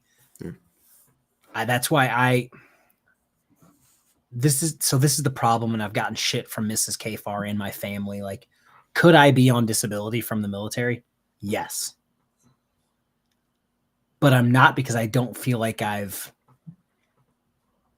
there's people with bigger issues that deserve it more than I do, if that makes sense. No, it does. And it's like, I just can't. People keep trying to push me to go to the doctor to get it because they're like, yeah, you're worse off than me, and I get like 40%. And I just can't. I can't do it. I have no idea, Mears. I assume so, but I don't know. You guys are the one obsessed with him, not me. I do not know. Obsessed with which one? I'm not going to say his name because then people are gonna be like, well, that's you did XYZ. That's what I was trying to say earlier. It's like, guys, I haven't weighed in on it because honestly, I don't want to. I don't care. I don't want to be involved. You don't want. It doesn't mean I support anyone. I just don't want to be involved. Yeah, I don't. I got better things to do. I don't particularly enjoy being tagged 12 times a day. Yeah, I had to finally ask to not do that anymore. It's like, for God's sake. And then immediately someone, went after me about it. I said, like, hey, I was nice about it. I just don't want to be tagged. The drama folks, their go-to move is they'll tag me in like everything for like name recognition, I guess, and then proceed to not be able to be factual about me. And it's just like, okay, I'm not really going to address that since it's made up and you don't get views. So like nobody's going to see it. And answer the question, Mitch Norris, like, just to suffer. Yes, I do have a life outside of YouTube, a life that few people will ever really know about. So I think it's funny. Broken System, Broken Trust actually tried to give me shit because I was streaming so late. And I told him some things. Maybe I was being rude, but I'll read it word for word so he can't say that I'm lying about it. Let's see here. He said something about me streaming so late. And I finished off my comment with, I know you don't know much about this, but I was actually hanging out with my children instead of streaming. And it's just like, I'm sorry, I would rather hang out with my children and Mrs. KFAR than talk about weird people on YouTube. Like, as everyone knows at this point, I normally only do YouTube related things when my entire family's asleep. Yeah. Like, it's kind of my thing. I have to make use of the time where I can't sleep anyway. Of course, Josh can't spend time with his children now. I mean, is there a reason why his children didn't hang out with him on his birthday? Yeah. There's your sign. Oh yeah. Well, I mean, the other joke I also made was when you announced that you've got a little KFAR number 5 on the way. It's like, all right, that's 5 more children than you have than Broken Sister, Broken Trust. So you have more kids than he has teeth. it's so crazy. Like, you don't have kids, but like, if there was ever a time where it was like kids are pushing some bullshit nonsense on YouTube that only gets me arrested and doesn't make me money, like, oh yeah, I'm gonna pick my kids. But he just was like, oh, you know what? I'm actually gonna distance myself from my children and pursue this thing that always leads to like jail. Yeah, I remember when I had the opportunity, the last time I ever had a chance to talk to him directly on a stream, and I asked him straight up the question. I mean, I won't go through the full length one, but it was in shorthand. It was if he had a Coffee break. choice. Oh yeah, the idea was if he had a choice between what is it? If he would he be willing to do something he doesn't want to do for the sake of his daughter? And he said, well, can you specify what it is? It's like, no, the answer should be a straight up yes, whatever it is. I mean, the question I asked him was, would you be willing to let yourself be put in a cage if it meant your daughter not having to be put in a cage? And he couldn't answer that question. He's like, I'm sorry, but I may not be a parent, but even I know a father should, there's no question that they would sacrifice anything for their children. Yeah, and the fact that he couldn't do that, it just tells you what kind of person he is. And it's some of the most minimally responsible things that he could do. Yeah. To be like a normal human being, but he's just like, renew my driver's license. That's unthinkable. Like, yeah, it's one of the biggest flaws in your entire life, but you can't just rectify it for $20. Like, yeah, he will not renew his driver's license to keep his children. So it's like it's just so ridiculous. And also to answer that the question, KOS, unfortunately, no. I did check with my accountant. I cannot claim him on my taxes. Fessington is not unfortunately not a child. Okay. By the way, the Fessington bikini, I literally did use the thing that makes my merch to have that. I could put that in the store, but I wasn't sure if anybody would actually buy it. Like, it was really just a joke, but. So I actually have to call. I have a lot to do tomorrow. KFAR is going to talk about life for a second. I have to call my wood guy. There's a wood guy in my town to get firewood for my fireplace. Oh, okay. I was about to say, you're getting to that age, man. I mean, yeah, my wood guy. Yeah, so I have to call to see how much a cord of wood is going to be to get that, and then I have to call KTZ about a merch thing for me, where hopefully I can get hats. There will be other things, but I only care about hats. Well, there's only one thing we care about: KFAR shorts. Yay! Come on, man. You got to have like and subscribe on the cheeks. I just want you to know that I am currently wearing shorts. So there's that. Yeah. It's 60 degrees in my basement and I'm wearing shorts. It was 30 degrees outside and I wore khaki shorts to the pet store to get more fish. And it was raining. Still in shorts.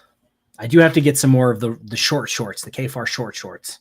I running this year kind of destroyed them. Okay. Sorry, I kept saying KOS. It's costs. Okay, sorry about that. So Scott, I am going to charge these. I'm not exactly trying to be like, oh my God, what is his name? Mark something. YouTuber. Anywho, he was charging like $100 per hoodie. I think so. And they were charging this like ridiculous amount for hoodies, and people were still buying them. I'm not exactly trying to make a profit. If I could like break even, I don't care.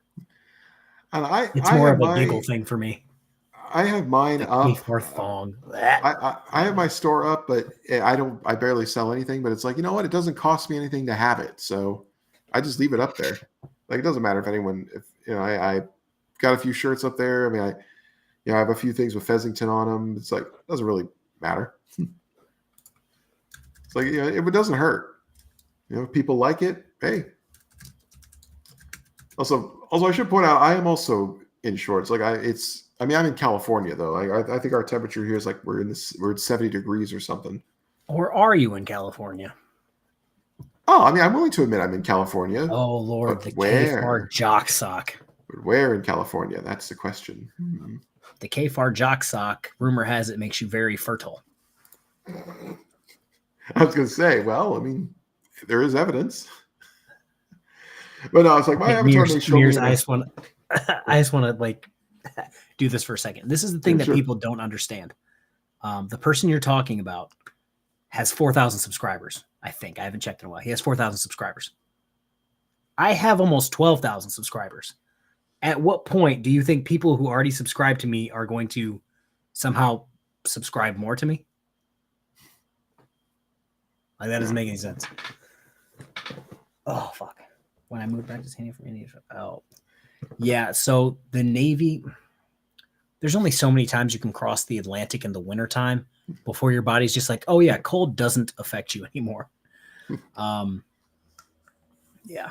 Well, I welcome cold weather here. I mean, California has great weather, and where we are, it does get pretty hot, and we're a long ways away from the ocean, so we don't really get much like that. But like if the temperature drops a little bit, oh hell yeah, it's nice. We didn't have a fall this year. That's true. Yeah, we went from 70, 90, that area, to 30. And it's just like, oh, I guess I didn't need a fall. It went from summertime to, hey, all the leaves are falling off the tree and it's November.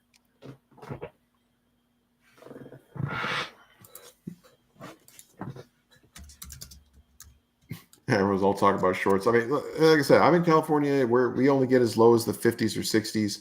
I mean, my avatar may show me in a hoodie, but I'm in a tank top and a pair of gym shorts. That's every time I'm recording my videos. That's what I'm wearing. The only reason my avatar isn't wearing them is because I just feel like, that doesn't look flattering. Yeah, we might have to collaborate on that merch idea. Yeah. There's a bikini top with the K-Far jocks on. Oh God. Yeah, I may actually go into my merch store and just put that bikini back up there. One day I will get to move to the middle of nowhere, have a compound, and make trespassers disappear. Well, I don't know, man. Speaking as someone who used to do their show from a bunker deep underneath the Central California desert that's now a crater, thank you, Chili. It's not as easy as it sounds. Mrs. K-Far kind of gave me shit because I'm like, oh, if we ever win the lottery, I already know what I'm going to do. She's like, well, what? I'm like, well, where I sit in the basement, if you go this way, is towards my garage. I'm like, well, I'll just get a construction company to pop a hole in my basement, give me a nice tunnel to my garage, and make a bunker under my garage. Nice. And I'm just like, yeah, that would be great. She's like, no, absolutely not. I'm saying, I tried. You know what I love? I don't know if you've ever heard of this YouTuber. He's a British guy. His name is Colin Furze. The guy who built a whole tunnel system under his house and Yes. is currently trying to build a car elevator. Yeah. Oh yeah. I saw love that that and guy. I'm just like, how can I do this? I know. I look at that guy and I'm thinking he is living the best life. Yeah. It's like, and of course the stuff he does is so dangerous. I'm thinking, Imagine his wife. Imagine his wife who's just like, oh, you want to build another tunnel? Whatever. Well, they say that his family actually doesn't even live in that house anymore. Like he bought another house. So he just does it. He just messes with this house strictly for YouTube purposes. Yeah, pretty much. Because you never see his family in there, and it's like, and he never mentions it's any issues. I mean, to be fair, he makes money hand over fist. So, I mean, he got to break the Guinness record for world's fastest bumper car with the Stig from Top Gear. It's like, how lucky can you get? You got to think there's a point to like. Lately, I don't know if you saw it on Studios. YouTube kind of relaxed its adult content. Holy shit, Mark! Why are you up at 1 o'clock in the morning, bud? But hey, Mark. Yeah, so. Oh wait, sorry, I didn't say that right. Oh, hi, Mark. Mark did the funniest thing the other day. In his own chat, he posted a little picture of himself with a baguette, like the bread next to him. And I'm just like, I see what you did there. But no, they kind of lax their monetization system where their ad-friendly content is now more things are ad-friendly. So my last couple of videos have been green, but it's like, imagine just the type of content that you make, like digging a hole under your house. At no point is that ever going to be like demonetized or limited monetization. Like if you have 1 million subscribers and millions of people watching, you're just like, oh, thank you for money, YouTube. I'll see you next week. Like, yeah, pretty much. I mean, it's like millions of views. It's like it. I mean, and like I said, you're right. I don't see anybody, that ever becoming demonetized. I mean, unless we end up, moles find it offensive and we actually start listening to them. I don't know. Yes, the merch store can have a Mark Baggett action figure. Yes. Oh, geez.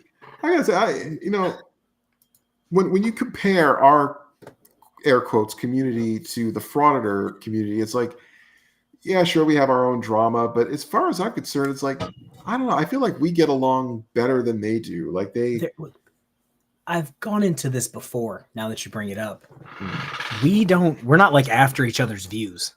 Yeah, if that makes sense. There's like a limited number of us. We have new people coming in every day, but like we'll all go on each other's like live streams. If anybody asks me, hey, do you want to be in my video? Sure. Like, okay. And they're like, yeah, they'll audit together, but they all have different live streams. All have 15 cameras because at the end of the day, they are fighting for the limited numbers of views that they can get. Yeah. Where we're all like, I just do this shit for fun. Like, okay. And not to mention, our audience is willing to watch the same video multiple times covered by different people because we give it our own unique spin. We don't just show the raw, unedited footage and then just say tyrant, Constitution, cut, print, check the gate, moving on. Yeah, I was just about to say, we don't have a script that we have to pull up to be like, tyrant. What's the Third Amendment? Tyrant, help me. This is an illegal arrest. Like, we don't have a script like that. It's like we all have different experiences. We all have very different, what's it called? We all have different professional backgrounds and qualifications where it's like, oh, some people have owned a business and this is how they would react. Some people were in law enforcement. This is how they would react. Like, I love doing videos where they get booked because that's what I did. So I'll have a different take on that than most people. And it's like, none of us are saying the same shit. Exactly. And so it's like people are we don't have to really compete with one another for views. I mean, and like I said, remember I mentioned how Van Balian gets massive numbers. It's like, yeah, he's the quintessential. Yeah, let's go. He finds the stuff before most of us do, and he's the guy we watch just to kind of get the minimal thing. But the rest of us kind of all give our own take from our own experiences. Me, I like to give a bit of a comedic spin to it with the Mel Brooks clips. So Taco Josh is one of the few good Joshes. Hey, Taco. Tell Yoshi I said, what's up? Oh, Lord. I got to read all these comments that just came in. Yeah, badge and ID. Yeah, they have the exact same. Gus, Mr. Beast YouTube channel has 200 million subscribers. Pretty insane. Oh, yeah. Yeah, but he will pay like, hey, I spent $4 million. What was it? 4 million and some change on his Squid Game video. Oh, God. And it's just like, and he's like, yeah, I think we didn't even break even. And I was like, ugh. That's what I do. Sometimes it takes money to do the stuff you do. It's like, I mean, that's probably the other reason I don't have a camera thing, because first of all, I got to buy a camera that works. And then I nobody wants to see the inside of my condo, like it's I would have to get a green screen, lighting, like it's just not worth the expense. If I could just turn on my microphone, which has been my microphone for years, it's a blue Snowball. It's probably an old decrepit piece of junk. It still works. I just turn it on, say something, have my avatar, write my little metaverse involving in it, and that's it. I just have fun with it. So if you guys aren't, again, I'm going to end up talking about my memberships again. If you guys aren't familiar with my memberships and how they work and all that jazz, I do have a Luna tier, or I did have a Luna tier. I think I still do. It's my most expensive tier. And it was specifically, I don't expect anyone to get more than the $1.99 membership, because every membership tier, I have 3, gets the exact same. I think I have $1.99, $2.99, and either $20 or $50. And it's just called Luna. Specifically for when he said, I dare you to donate $200. Like, you can do better than that. That's the only reason that's the tier, because I thought it was funny. And I expect 0 people to become members of that. That was for me and my personal giggles. I think Lisa said, "Oh yeah, Lisa White." Like I said, maybe someday I'll show my face. I always jokingly said, if I make it to 50K, maybe I will. But I don't know. Part of me likes to preserve the mystery. I feel like that's what attracts people. Because to certain channels, because there are YouTubers I follow who you've never seen their face. Yeah, like you have no idea what they look like. I mean, it's crazy. Like Dummy Kruger. Yeah, it's true. Yeah. Or Van Balian. Yeah, it's true. No one knows what he that's looks their- like. It's just yeah. I mean, I only just found out what the Film Comics Explained guy looks like, and he was not what I expected. So it's yeah, okay, she was kidding. It was yeah, sometimes anonymity could be a fun gimmick for your channel. I mean, I'm supposed to be the phantom, the strange guy, in a dark bunker, yeah, Tones is Batman. I'm Batman. It's like, yeah, it's true. A Marvel girl also never seen her face either. I mean, we've never seen Ratchical. Oh no, we have seen Ratchicals. We have, and I don't think he did it on purpose the first time. Or he might have. Because we were all just like, is this real right now? Yeah. No, I think he did it on purpose. He just didn't give any heads up. So it's just, if you were there, you saw it. If you weren't, you missed it. But yeah, it's fascinating to put a face to a character, but I feel like something's lost,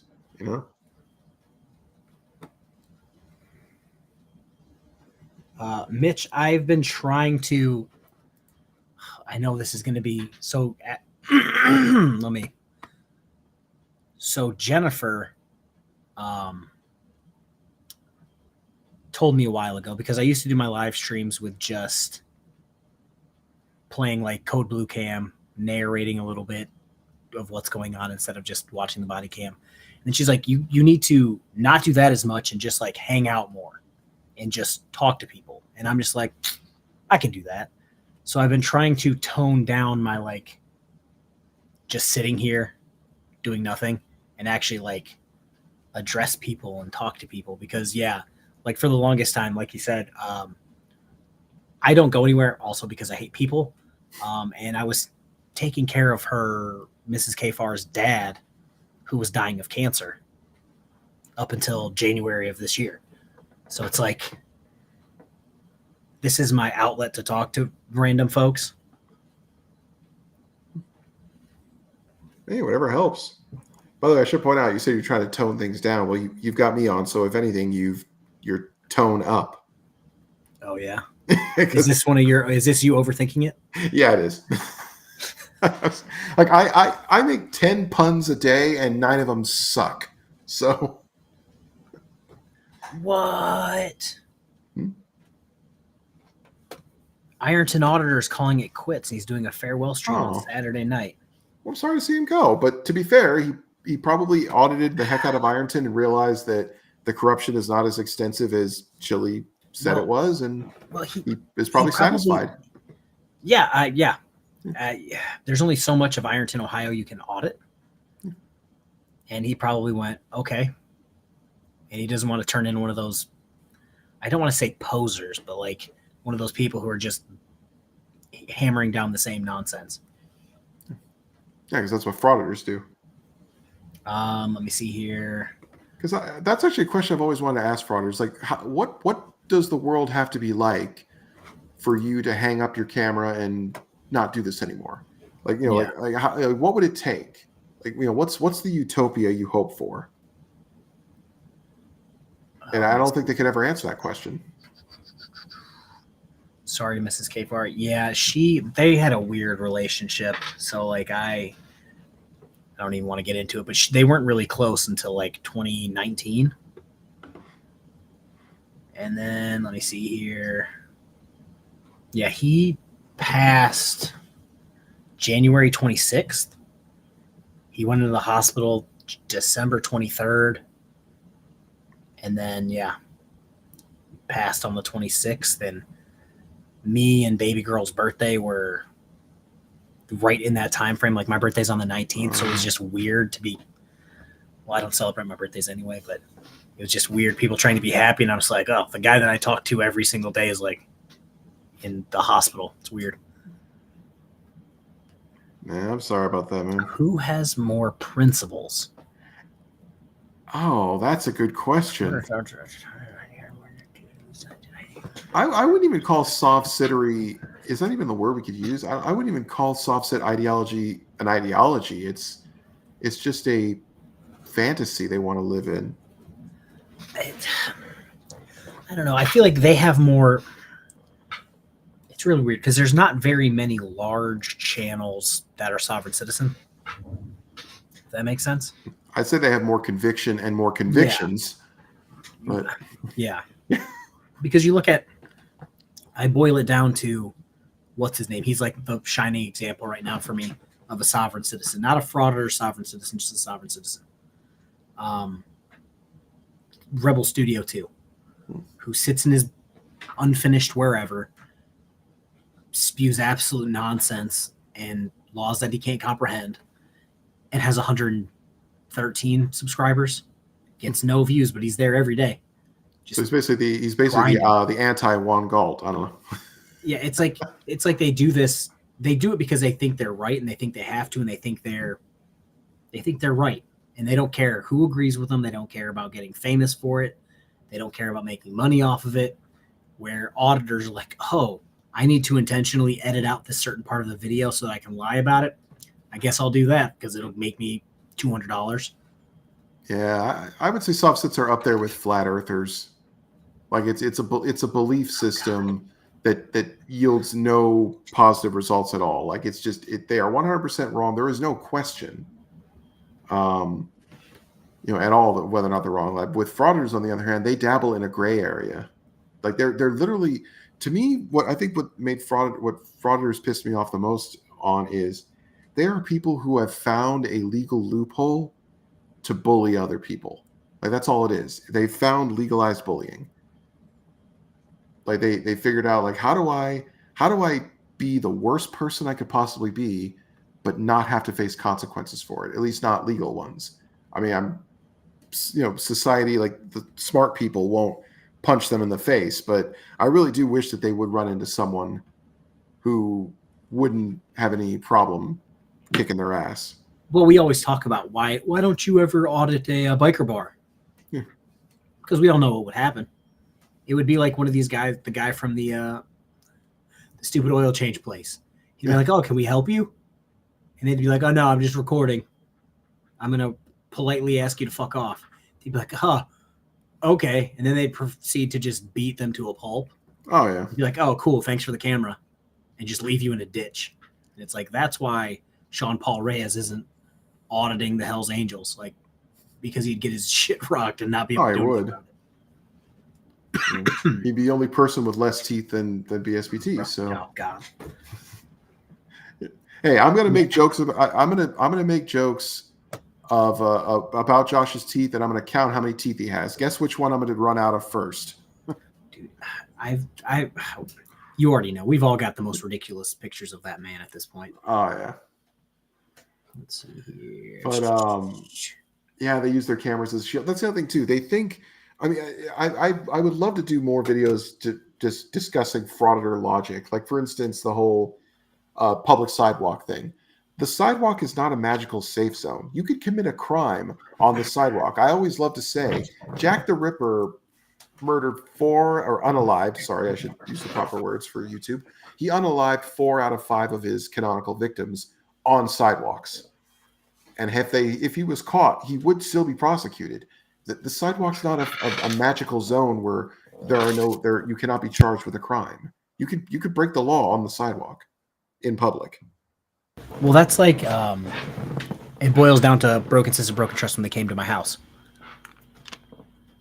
Under the stalking statutes for Michigan, he was on the public sidewalk, was in the street. If he comes back and does the same thing, it's still stalking. You can still stalk people from the sidewalk. You can still harass people from the sidewalk. Like, just because it's the sidewalk doesn't mean like I can do whatever I want here. Like, that's not the case. Yeah, and the thing I've always pushed for, and I it's a pity that this isn't something that's looked at more closely, because I would love to see this put into action. Frauditors like to say how their camera is an extension of their body. So if you touch it, you're assaulting them. Well, okay, it works both ways then. If the camera is an extension of your body, then you are utilizing a tool to circumvent the measures that are designed to keep you out of certain places. Meaning, if you could use your camera to film a location, it's the same as you being on that location in that property. So even if you're on the sidewalk, if you're filming that, you might as well be in there. Especially if you zoom in, now you're closer. Or if you raise it over a fence or up into an upper window, you are circumventing something that a normal human being would not be able to do to see into it.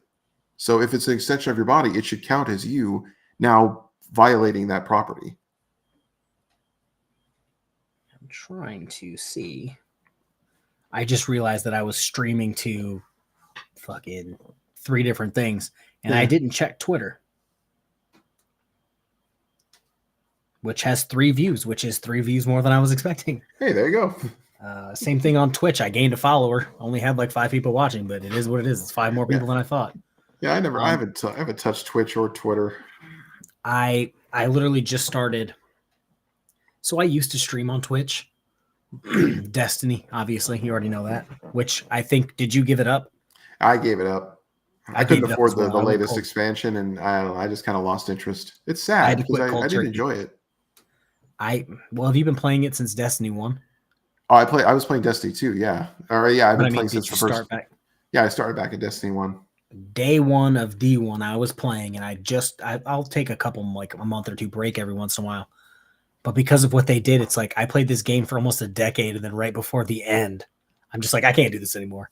But I used to stream there, Iron Banners and Trials of Osiris, and I would have like 20 people watching, which at the time I'm just like, okay, that's cool. Yeah, that's more than I ever did. I didn't get. That's why when I came into this, I was like, oh, live streaming, it's just talking without playing video games. Like I can do that. What's it called? Oh, God, don't even talk about that. Doing your Destiny chores. Yeah, all your weekly stuff to be like, oh, okay. But right now I'm on YouTube, Twitch, and Twitter. And because I can have 5, but I didn't want to I don't know if you can hear it. My laptop sounds like it's going to space. It's going to be the next SpaceX rocket right now. I also signed up for Kick today. And then I got Facebook, but I didn't want to stream to all 5. And like I said, I haven't used Twitter. I haven't streamed on Twitter. Haven't done this on Twitch. I streamed once on Facebook the other night, and Kick is brand new today. So I'm just trying to do an arty and just shotgun my content. Yeah, I have trouble managing social media platforms. Like I'm not very good at it, so that's why I'm not. Actually, Bitch Doris makes a good point. We got to get Kick on Kick. I mean, it just works. But yeah, I wouldn't even know where to begin. And as far as gaming streams, I mean, it's kind of weird. I sacrifice. Well, I wouldn't say sacrifice. I spend a lot of time playing. Of all games, I play Minecraft again. And believe me, I would love nothing more than to build a. I got Blue Bacon helping me out on my server. But it's like the first thing we want to do is build a courthouse, literally with with all the details, like build courthouse, a post office, a police station. It's like it'd just be fun to do that. It's like build a world that's just themed from all the stuff we cover.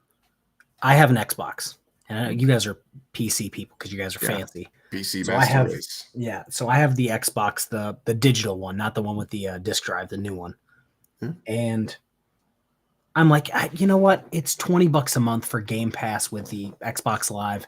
I got a lot of shit going on. I'll just let that lapse. And I'm like, oh, I can still play Minecraft. So I've been playing Minecraft. I built an entire castle on top of all the trees so that I can just shoot down at the zombies and the archers. And I was like, yeah, that's what I've been doing. Like I'll be sitting here playing on this screen and I'll be listening to a video on this screen and I'll stop it, say my little, spiel, put it in, let it do all the cool stuff, hit play, and then go back to playing. And I'm like, this is great.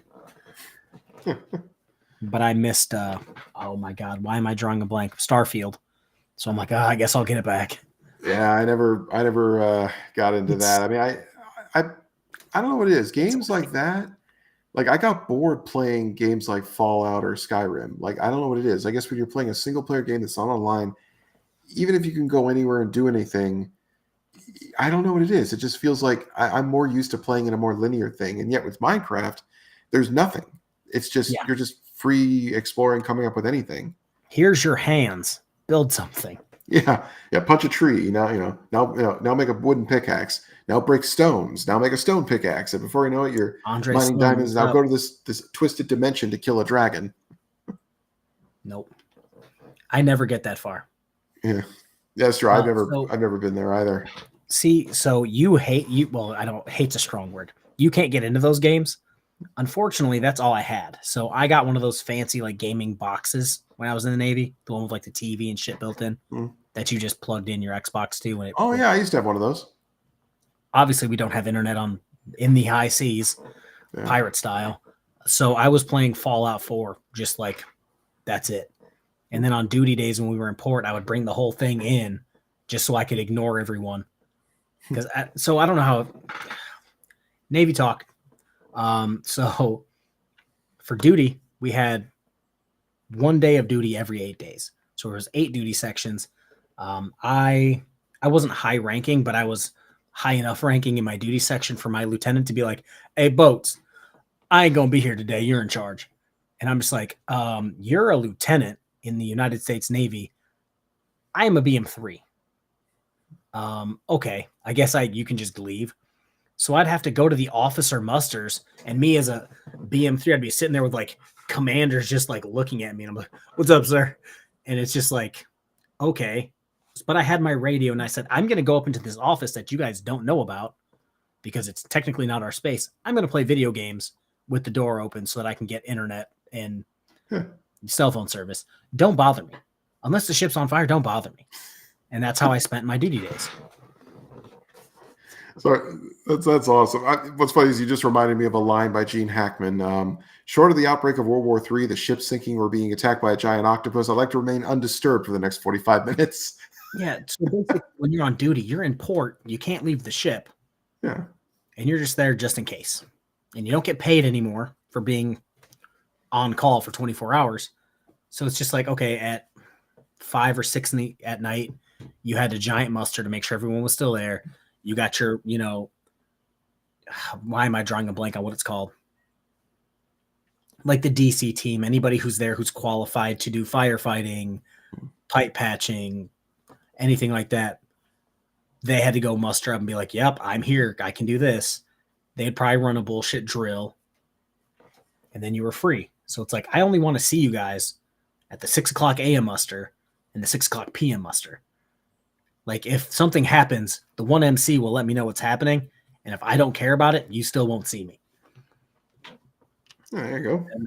But then the highest ranking enlisted person always not enlisted. Yeah. Would always bother me. Every single night. At like 2 o'clock in the morning. "Hey, boats, can you meet me on elevator 2? What? What do you want, Senior Chief? "Hey, is that pipe leaking water? Can you fix that?" "Senior Chief, that's not even my space. I don't even know what space that is." "So you can't fix it?" "No, I can't fix it. It's 2 o'clock in the morning. It's not my space. I don't even know why you called me." Oh, jeez. Or some... People always say officers aren't exactly the smartest people. Officers aren't the smartest people. I had an officer, the lines were out. It was the middle of winter. It just rained and the lines were frozen. The lines are 9-inch mooring lines, so they're this big. They're already heavy. So as soon as you tighten them, they only get so tight. Well, they were all frozen, so they were drooping extra. He's like, "Boats, we're going to have to tighten up these lines." I said, "Yeah, absolutely not." Why not? Because they're frozen, and that's why they're drooping. As soon as they become less heavy, they'll be fine. "Are you sure?" "Yep, this is my job. You're in air department. You don't know about this, but okay." He's like, "Okay, see you in the morning." I'm like, okay. Maybe what maybe it is. Maybe it's because of their position, they feel like they always have to be on top of things or observant or whatever.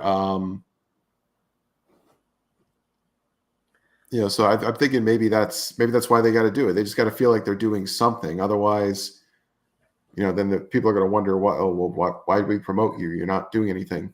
How often did guys desert? So, I'm trying to think here. I think we had 4 people. Wow. Just dip out. And for some reason, they kept coming back. And they'd go on restriction, and then they'd just dip out again. It's like, do you guys want to be in the Navy or not? Like, somebody who went to boot camp with me just decided to leave at like 3.5 years in. He just left. And I was like, my guy, you've got 6 months left, and then you never have to come back for anything. Yeah, it's like, it doesn't make sense to me. It's like, the join, it's like, at least see it through. I mean, to be fair, though, I mean, the subject of many of our videos was someone who they couldn't even survive. They couldn't stick with the Marine Corps. That guy. He got senioritis, okay? That's what his problem. Andre Sloan. Oh, yeah. You send me the letter, or did you put it out on your channel? Well, I believe you said I sent it to me too. It was in an email. Oh, yeah, I haven't checked my email since. It's been I admit I read it late at night when I was actually really tired, but I do remember it. I remember at the time saying like, oh yeah, it's very well written. I just hope, as someone who has written letters to police departments and or businesses, about this kind of stuff, I seldom ever get a reply back, and there are times I wonder if they even give a shit. I mean, it was actually a rare treat to get a written response from the police chief God, what was it? God, why am I forgetting the name of it already? It was the whole situation that Josh never let go of. Utica library. Well, no, that was even older though. The incident in Utica. Oh, that Josh. I thought you meant. Oh no, not Abrams. I mean, I did get replies Josh. back from the library. That was great. 2 people from the library actually reached out. But no, back with the whole Utica incident. I mean, I was in contact with Chief Cody of the department. He was always telling me like the investigation was still ongoing and has not been concluded. So when Josh and when BSBT and frickin' and all that stuff were talking about how like as if it was already over, like, oh, that cop got charged or got fired. It's like, no, that decision hadn't been made yet.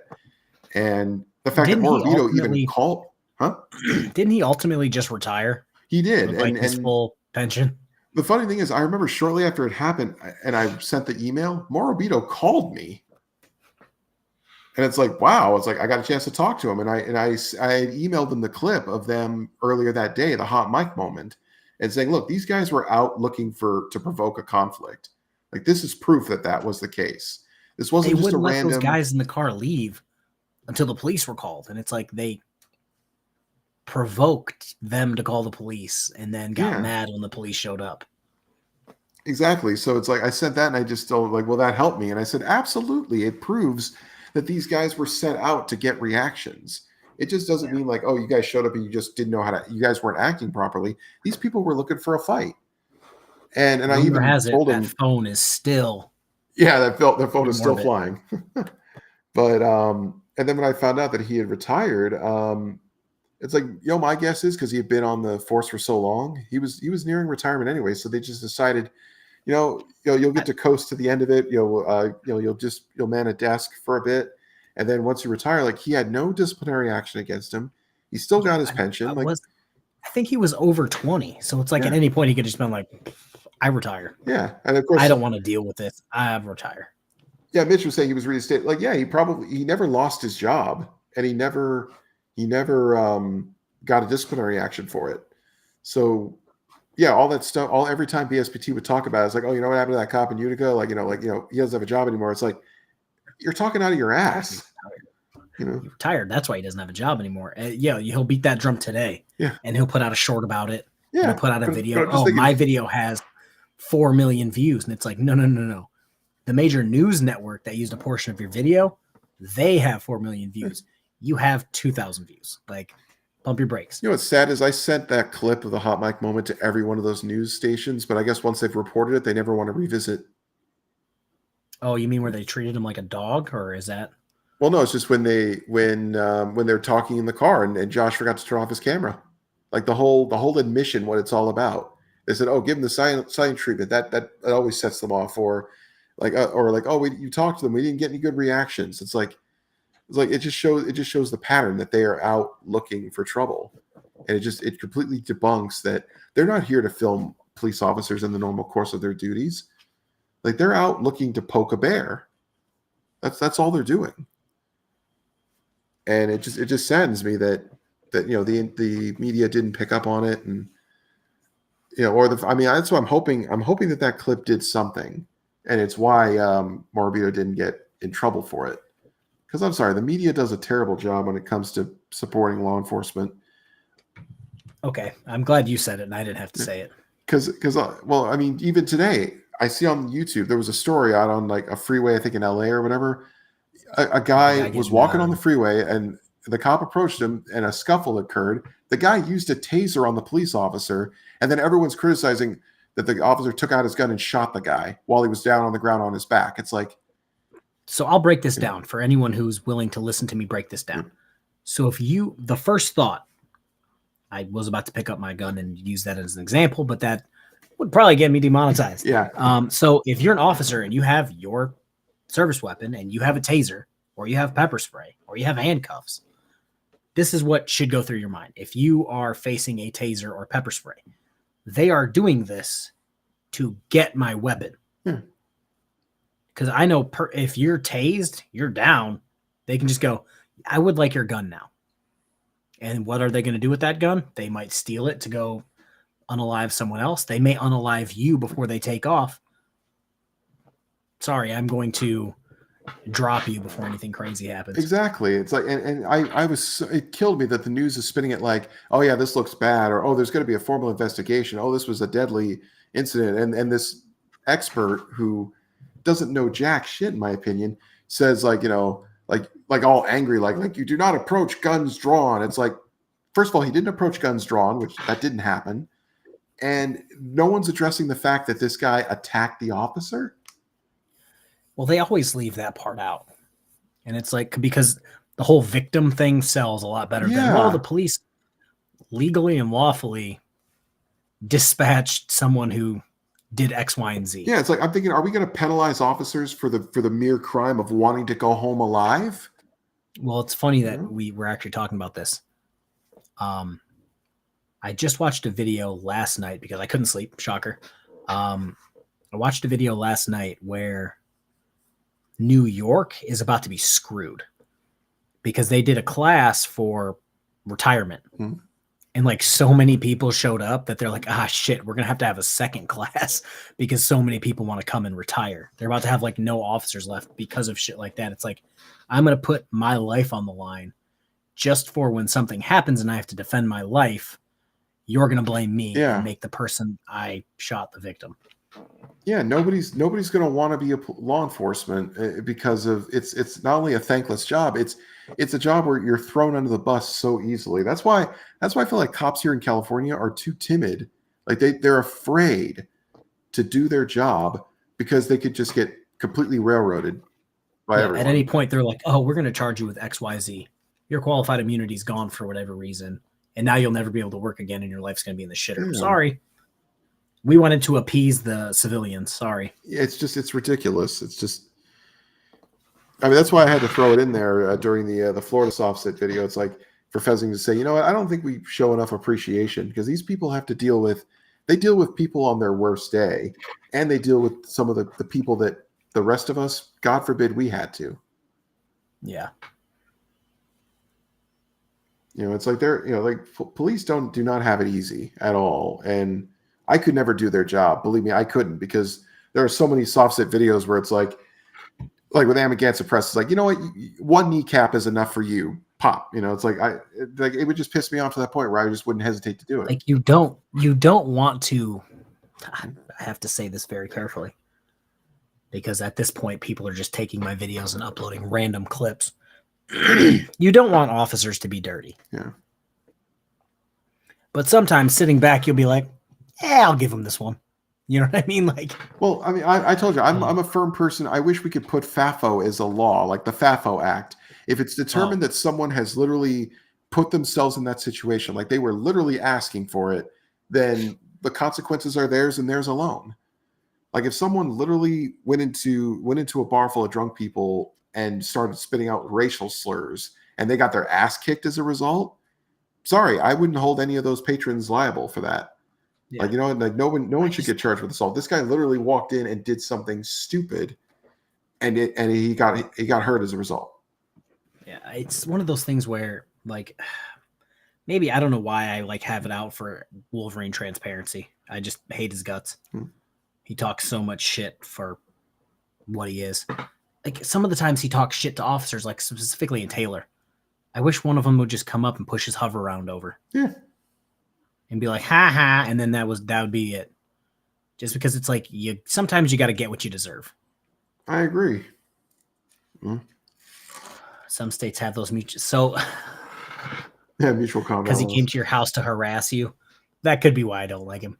Yeah, some states have mutual combat laws, but some states go too far with their mutual combat laws. Like if I come up to Tones and we have an issue and I say, we're going to fight. And you said, yep, we're going to fight. And there's an officer there and we're like, yep, we're good. We don't need you. And we fight, sure. I forgot what city. I want to say either Seattle or Chicago, probably Chirac if we're going to do this. Yeah. They were like having a shootout between multiple people. Oh, shit. And they're just like, mutual combat. And I'm just like, is this the Old West? Is that? Yeah, I was going to say, back in the day, dueling, dueling was legal, although people used blades, but then they started using pistols at dawn. But no, what was something else that... Oh, speaking of Wolverine transparency, it kills me. I've been asking him, and yet he never gives an answer. I genuinely want to know what is the sound of one hand clapping. And bear in mind, I'm asking him because he is qualified to answer that question. But he doesn't want to tell me. It's like, if you were going to clap, how would you do it? Yeah, it's like it's a mystery that can never be solved. Sorry, I had to. Sounds like Illinois. Yeah, that's. I want to say it's Illinois. It could be. There's like only a handful of places in the country that are that crazy where you're just like, okay, that sounds like that, like the Florida man, but like dumb law wise. Yeah, there was like a full shootout between several people, and the cops were just like mutual combat, and it's just like. I wouldn't consider a firefight mutual combat, but okay. Well, I was going to say, I mean, first of all, if they're discharging guns at each other, it's like there's a risk a stray bullet can hurt somebody. I would at least nail them both for negligence. Gus won. If you're happy and you know it, clap your hand. Well, obviously he's not happy and he don't know shit. Show this on screen so that anyone who replays this live stream can see that. Oh, jeez. But yeah, it's just. Like I said, cops have a tough time dealing with these assholes. I would not have the patience or the restraint to do it. I mean, I'm a man with anger issues. I really do. Yes and no. I'm very capable and very handy in a violent situation. I have a lot of training in said subject. But from my experience doing the whole jail thing, and dealing with sovereign citizens, more Moors than sovereign citizens. Sovereign citizens are just dumb, and Moors are dumb and racist. So it was just like me laughing a lot, which made me happy and made them less happy, which made me laugh even more. Yeah, I imagine I get a kick out of dealing with soft sits. Like they're just a joke. So I would, if anything, I would love just to. Correct them. Like I would actually do the research, find the information, and then just when they say their nonsense, I would say, no, that's not true because yada, yada, yada. You need to read me my Miranda rights. No, I don't. I'm not asking you questions. Be quiet. Yeah, exactly. That's a good argument. Yeah, just say shit like that, I say we don't have jurisdiction. It's like, hey, see that down, look down at your feet. You see what you're standing on? Yeah, that's my jurisdiction, jackass. It's just so stupid because there's shit so sovereign citizens on YouTube would put up more of a fight. These people just said the same like two things, and it was like the easy. You have to read me my Miranda right. Negative, Ghost Rider. I have asked you 0 questions. I'm literally telling you to be quiet. That's it. Yeah. Let's see. Frauditors, on the other hand, God, they're the worst kind of people. Those are the people that I would put in the furthest cell away from my office, so that I didn't have to talk to them. And then I would give them a blanket and say, "Hey, man, it's really late. You should go to sleep." And it was like 5 o'clock in the afternoon. Yeah, they're the people you know, that at times I feel like under the jail would be better, but that's just me. Because it's like they go around, they are a menace to society, and I feel like at some point society is just going to look the other way when something bad happens to one of them, because they're going to say, you know what, I believe they weren't a very nice. I believe man. this comment is for you. Oh. Can't do the hokey pokey. Yeah. Yeah. Have you seen the Middleton clip where the guy tries that? They don't have to read them unless they ask you questions. Ew, it was for a CSC charge? Ugh. Well, I was going to say, Harry, yeah, he wouldn't make it past the first couple lyrics of the hokey pokey, unfortunately. Oh, Lord. Jesus Christ. What time is it for you? It's about to be 2 o'clock in the morning. Oh dear God, I don't know how you do it. It's almost 11 o'clock for me, and I'm fading. But then again, I've been up since 5 a.m. my time. Yeah, I woke up at 8 o'clock. I went to bed at like 4 o'clock, but I woke up at 8 o'clock. Yeah, lucky. You get to sleep in. Middleton said you watch too much TV. Yeah, Nightman's wife. Yeah, sovereign citizens need to turn off Law and Order, any type of court TV. No, what's actually funny is I believe Law and Order had a Sovereign Citizens episode, and I feel like the Sovereign Citizens featured in it weren't crazy enough. And that's a show that loves to add drama. Well, shit. What TV show was it? Somebody just reminded me the other day. Blue Bloods. They had an auditor video. I have or yet an to see that clip. Episode. It was really good. Everybody talks about it, but I've never seen it. Like, I need to find it. But really quick, Nightman's wife said, yeah, my husband did it for 30 plus years. I'm glad he's retired. He even hates the crap these people are doing. Yeah, it's just, I feel bad for cops who have to deal with these people. It's like, you know, they work long hours. They you know, every time they go out into the world, it's, you know, the odds of them coming back, you know, alive are not as great, are not as good as, you know, as me going to go do my tech support job. You know, like, sure, I could get into an accident on the way, but, you know, not like an angry customer is going to, you know, unalive me through the phone just because I couldn't give them a refund for their broken thing out of warranty. So it's like they put their lives on the line. They go through all kinds of stuff, and they don't need this. Yeah, he couldn't do the Ocarina either. Yes, Scott McGee, Scott, that's the one I'm talking about. Like, they immediately talk about how, like, oh, the fringe on the flag, it's a military flag or whatever, or they, you know, or they give name, rank, and serial number, and when they're being questioned. And I'm thinking, like, well, at least soft sits, they don't answer questions, but it's like, it was the dumbest thing ever. And what's really stupid is I think for the sake of it, the episode had to have it with a mistrial. But it's like, I'm sorry, no, under normal circumstances, soft sits, they just get convicted. Yeah, like, sovereign citizens don't even really have a legal leg to stand on. Yeah, they don't. When it comes to, like, anything. Where frauditors have, like, a couple things that could go their way if they did everything 100%, not looking for views, not on, you know, YouTube. They may win occasionally. But sovereign citizens, like, as soon as you say, all right, well, jurisdiction, you're like, okay, well, you're going to be guilty. Yeah. I don't need a license to drive. You're going to be guilty. Full said, they're right there with flat earthers. It's like there is no sensible, like, there's nothing they have to stand on that could indicate the earth is flat. Like, sorry, there is nothing. So it's funny you bring up flat earthers. I joined 2 flat earth groups on Facebook because I enjoy hurting my brain. And some of these people just have the dumbest, the rocket Elon just shot up. They're like, it hit the firmament and exploded. It's a dome. And it's like, well, if it exploded and it hit something and that's why it exploded, why did the rest of it keep going for a little bit? And they're like, no, that was CGI. It's just like, that's the other thing. They can't stay consistent on explanations. First, they say it was something physical and exploded, but then they say it was CGI. It's like there are people who were there And they said, oh, well, they're paid actors. It's like, I actually once figured out, like, do you realize how much that if you got everybody that would have to be in on this grand conspiracy, scientists, teachers, I've seen that pilots, argument even. sailors, it would account for more than 50% of the world population. They said, so what you're telling us is that NASA is fake and they're paying every Australian to say that they're from Australia, even though Australia is fake. And they're like, yeah, Australia is not real. And then they gave me some random, like the biggest organization that pays out like disability and medical benefits in Australia. They're like, yeah, that actually pays out for the actors to say they're from Australia. And I was like, what's the saying? Like, the simplest reason is normally the correct answer.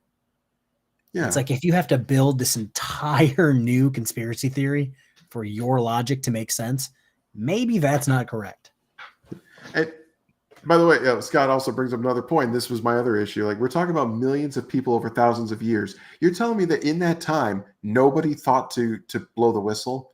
And that's also considered something else. There are multiple countries. It can't just be an American conspiracy to say the Earth is, to hide the truth that the Earth is flat. I mean, there are times where nations have been at war with each other, and you're telling me that none of them decided to just say, oh, like, the Earth is flat. Like, you think Russia would be the first ones to say in the Just space to spite race, us. just to spite us, they would say the moon landing was fake. And the fact that they don't know, the fact that they couldn't say it.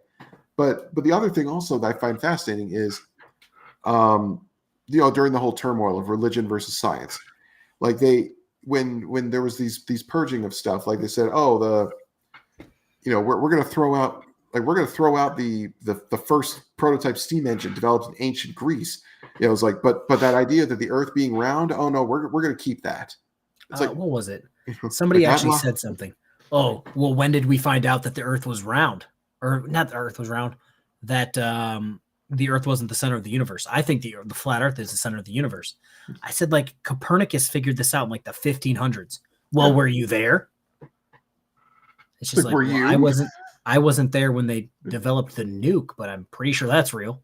Like, yeah, I wasn't there when my parents conceived me, but yet here I am. Here I am. Yeah. Like, but it's like, it's so ridiculous. It's like, and the fact is that one guy, Aristophanes, like, he was the one to determine the Earth was curved, and it was the most simplest experiment in the world.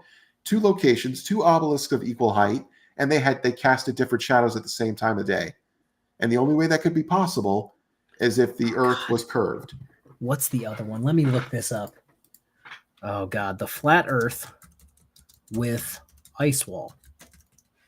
So apparently, to these people, I have to find a good picture because this is extremely hard to explain. Oh God, I don't know. Or what was the famous tweet? The Flat Earth Society has members all around the globe, and the first comment was, "Say that again, but very slowly." Yeah, I love that. Oh, I think this is a good picture here because this shit just didn't make sense to me. Oh, nope. No, I want this to get bigger. That's what she said. Hey. Sorry. Whoa. Okay, we're gonna jump to Reddit for a second. I think Reddit's safe to go on right Reddit, now. where the true philosophers are. Yay. So let's get us off screen. How do we get us off screen? Okay, we'll just wing this for right now. So obviously, let me see get it over here. So obviously, this is us. You can't even see it.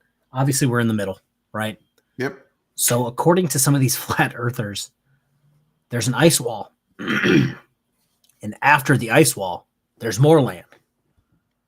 And then after that land, there's another wall. And then there's more land. And it's like, excuse me? Like, what now? Yeah, it's like, what the hell? I mean, there's land masses that. Well, they got a place called Odin. Yeah, so if we break this down, so they have pictures or descriptions of land past the ice wall, but they don't have any pictures from the top of the ice wall facing any of these other islands. Yeah, it's like, so what? Or the fact that, okay, the ice wall is not solid. You see there's openings. So it's like, you think nobody's wandered through them by now? Well, that's why nobody can take over Antarctica, because it's really just an ice wall.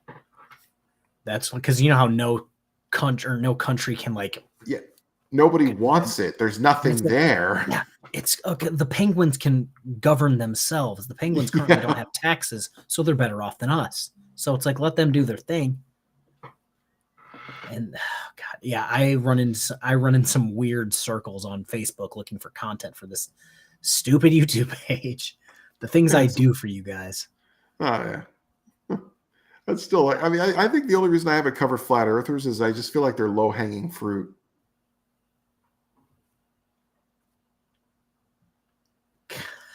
Cerebral Tackle, what's up? Yes. Yeah, I wasn't expecting to go this long. I was literally expecting to show 2 videos for an hour, and here we are with talking about flat Earth and the ice wall. Hey, it's wherever the conversation takes us. Yeah, it's just although penguins can. Although, in all honesty, though, I think when I'm planning on 2 going a.m. part, 4 minutes and 50 or 45 more seconds, then I'm done.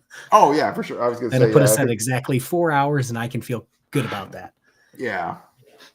Yeah, I have, what is it? I'm in 2 flat Earth groups, 2 sovereign citizen groups. I'm trying to infiltrate a more group because I think that shit's hilarious. That'd be hilarious. That'd be really funny if you managed to do that. Oh, God. Well, according to Riot Girl, I am a person of color, so apparently I'll blend right in with my Moorish brethren. I mean, the funny thing is, your name is Kafar, so just all you have to say is just change it to Kafar Jamal Al Bey or something. Yeah, Jafar Al Bey or Kafar Al Bey. Oh God.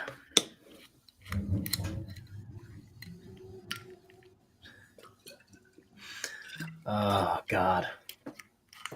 No, Scott. I enjoyed not being canceled, so I'm definitely not going to do that.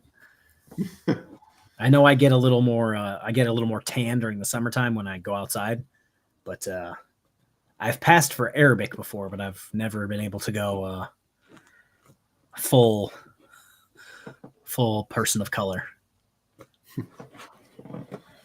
Well, they said no one's ever seen my face, so for all anyone knows, I could be a person of color.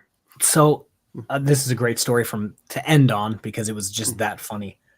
Again, I used to work at a jail. I was booking somebody. My best friend, who is now a cop in a different city, was also a booking officer at the time. And he is legitimately, I think he's from Saudi Arabia is where he was born. Big beard. I had a big beard. I was tan. He was tan. We looked similar. And this guy came in and, oh God, where was he from? God. Anywho, I'm booking the guy and I'm doing his fingerprints and he starts speaking Arabic to me. And he's like, us people from the Middle East have to stick together. And I just look at my partner, I start dying because I'm like, bro, I'm white. Like, I don't even know what you said. Well, to be fair, your name, Kafar, just put an apostrophe, it's, Kafar, like that. That sounds like that's something. I showed you guys my Dependa ID, right? Your what? My Dependa ID from the military. So I got out and I was still married to someone who was in. So to get on base, I had to have a Dependa ID. And that's what I looked like. Oh, yeah. On my Dependa ID. So like I looked similar to that, but just with like a better beard and more tan. And that shit killed me. He started speaking Arabic to me and I'm just like, I got nothing. He's like, we have to stick together, brother. And I'm just like, oh, I don't know what you're talking about. Yeah, so it's just go from Kfar to Kfar. And then we had a super white guy, like a couple months later, came in and he's just talking shit. He's like, I hate you Arabic people. I was like, who? He's like, you and your partner, I hate you Arabic. And I'm just like, I'm white. Yeah. I'm probably whiter than you. Like, I don't know. I remember something funny where somebody was accusing me of being racist. And I said, like, racist, I don't even know what race you are. Like, how can I? Like, I don't even know I don't even know what you are. Like, how could I be racist if I don't even know? How can I be racist against you if I got nothing? But yeah, that was working at the jail was so funny. And then that guy who hated Arabic people, we had a computer with a decent sound system. So I was just playing Arabic prayer music at 3 o'clock in the morning, loud as fuck, just to make him angry. I look like a criminal in my dependent ID? Yeah. I looked like I was going to go join the Taliban or something. I was going to say, my freaking Costco ID card looks like a mugshot. It's like, I don't know what it is. K4 had his camel parked out back in the station. Yeah, imagine an auditor trying to look in that. Like, there's no windows. What's it going to do? Stick the camera up its ass? Yeah, when my live streams get completely off topic, they tend to get they're more well received, but because they're at 2 o'clock in the morning, not as many people are here. But yeah, we've got 5 seconds, so I'm going to call it a day. Tones, would you like to say anything? Well, hey, thanks for having me on. I mean, I don't do live very often, and I admit I do tend to ramble or go on tangents, but I enjoy this. It's actually good to just have conversations about anything, just take a break from all the drama and the whack jobs, even though that's what we end up talking about. But yeah, thanks again for having me on, man. Yeah, no problem. I got to respond to some nonsensical comments here in a second. But yeah, so I will be live streaming at some point this weekend. I don't know. Like I said, I have to paint some more things today or tomorrow.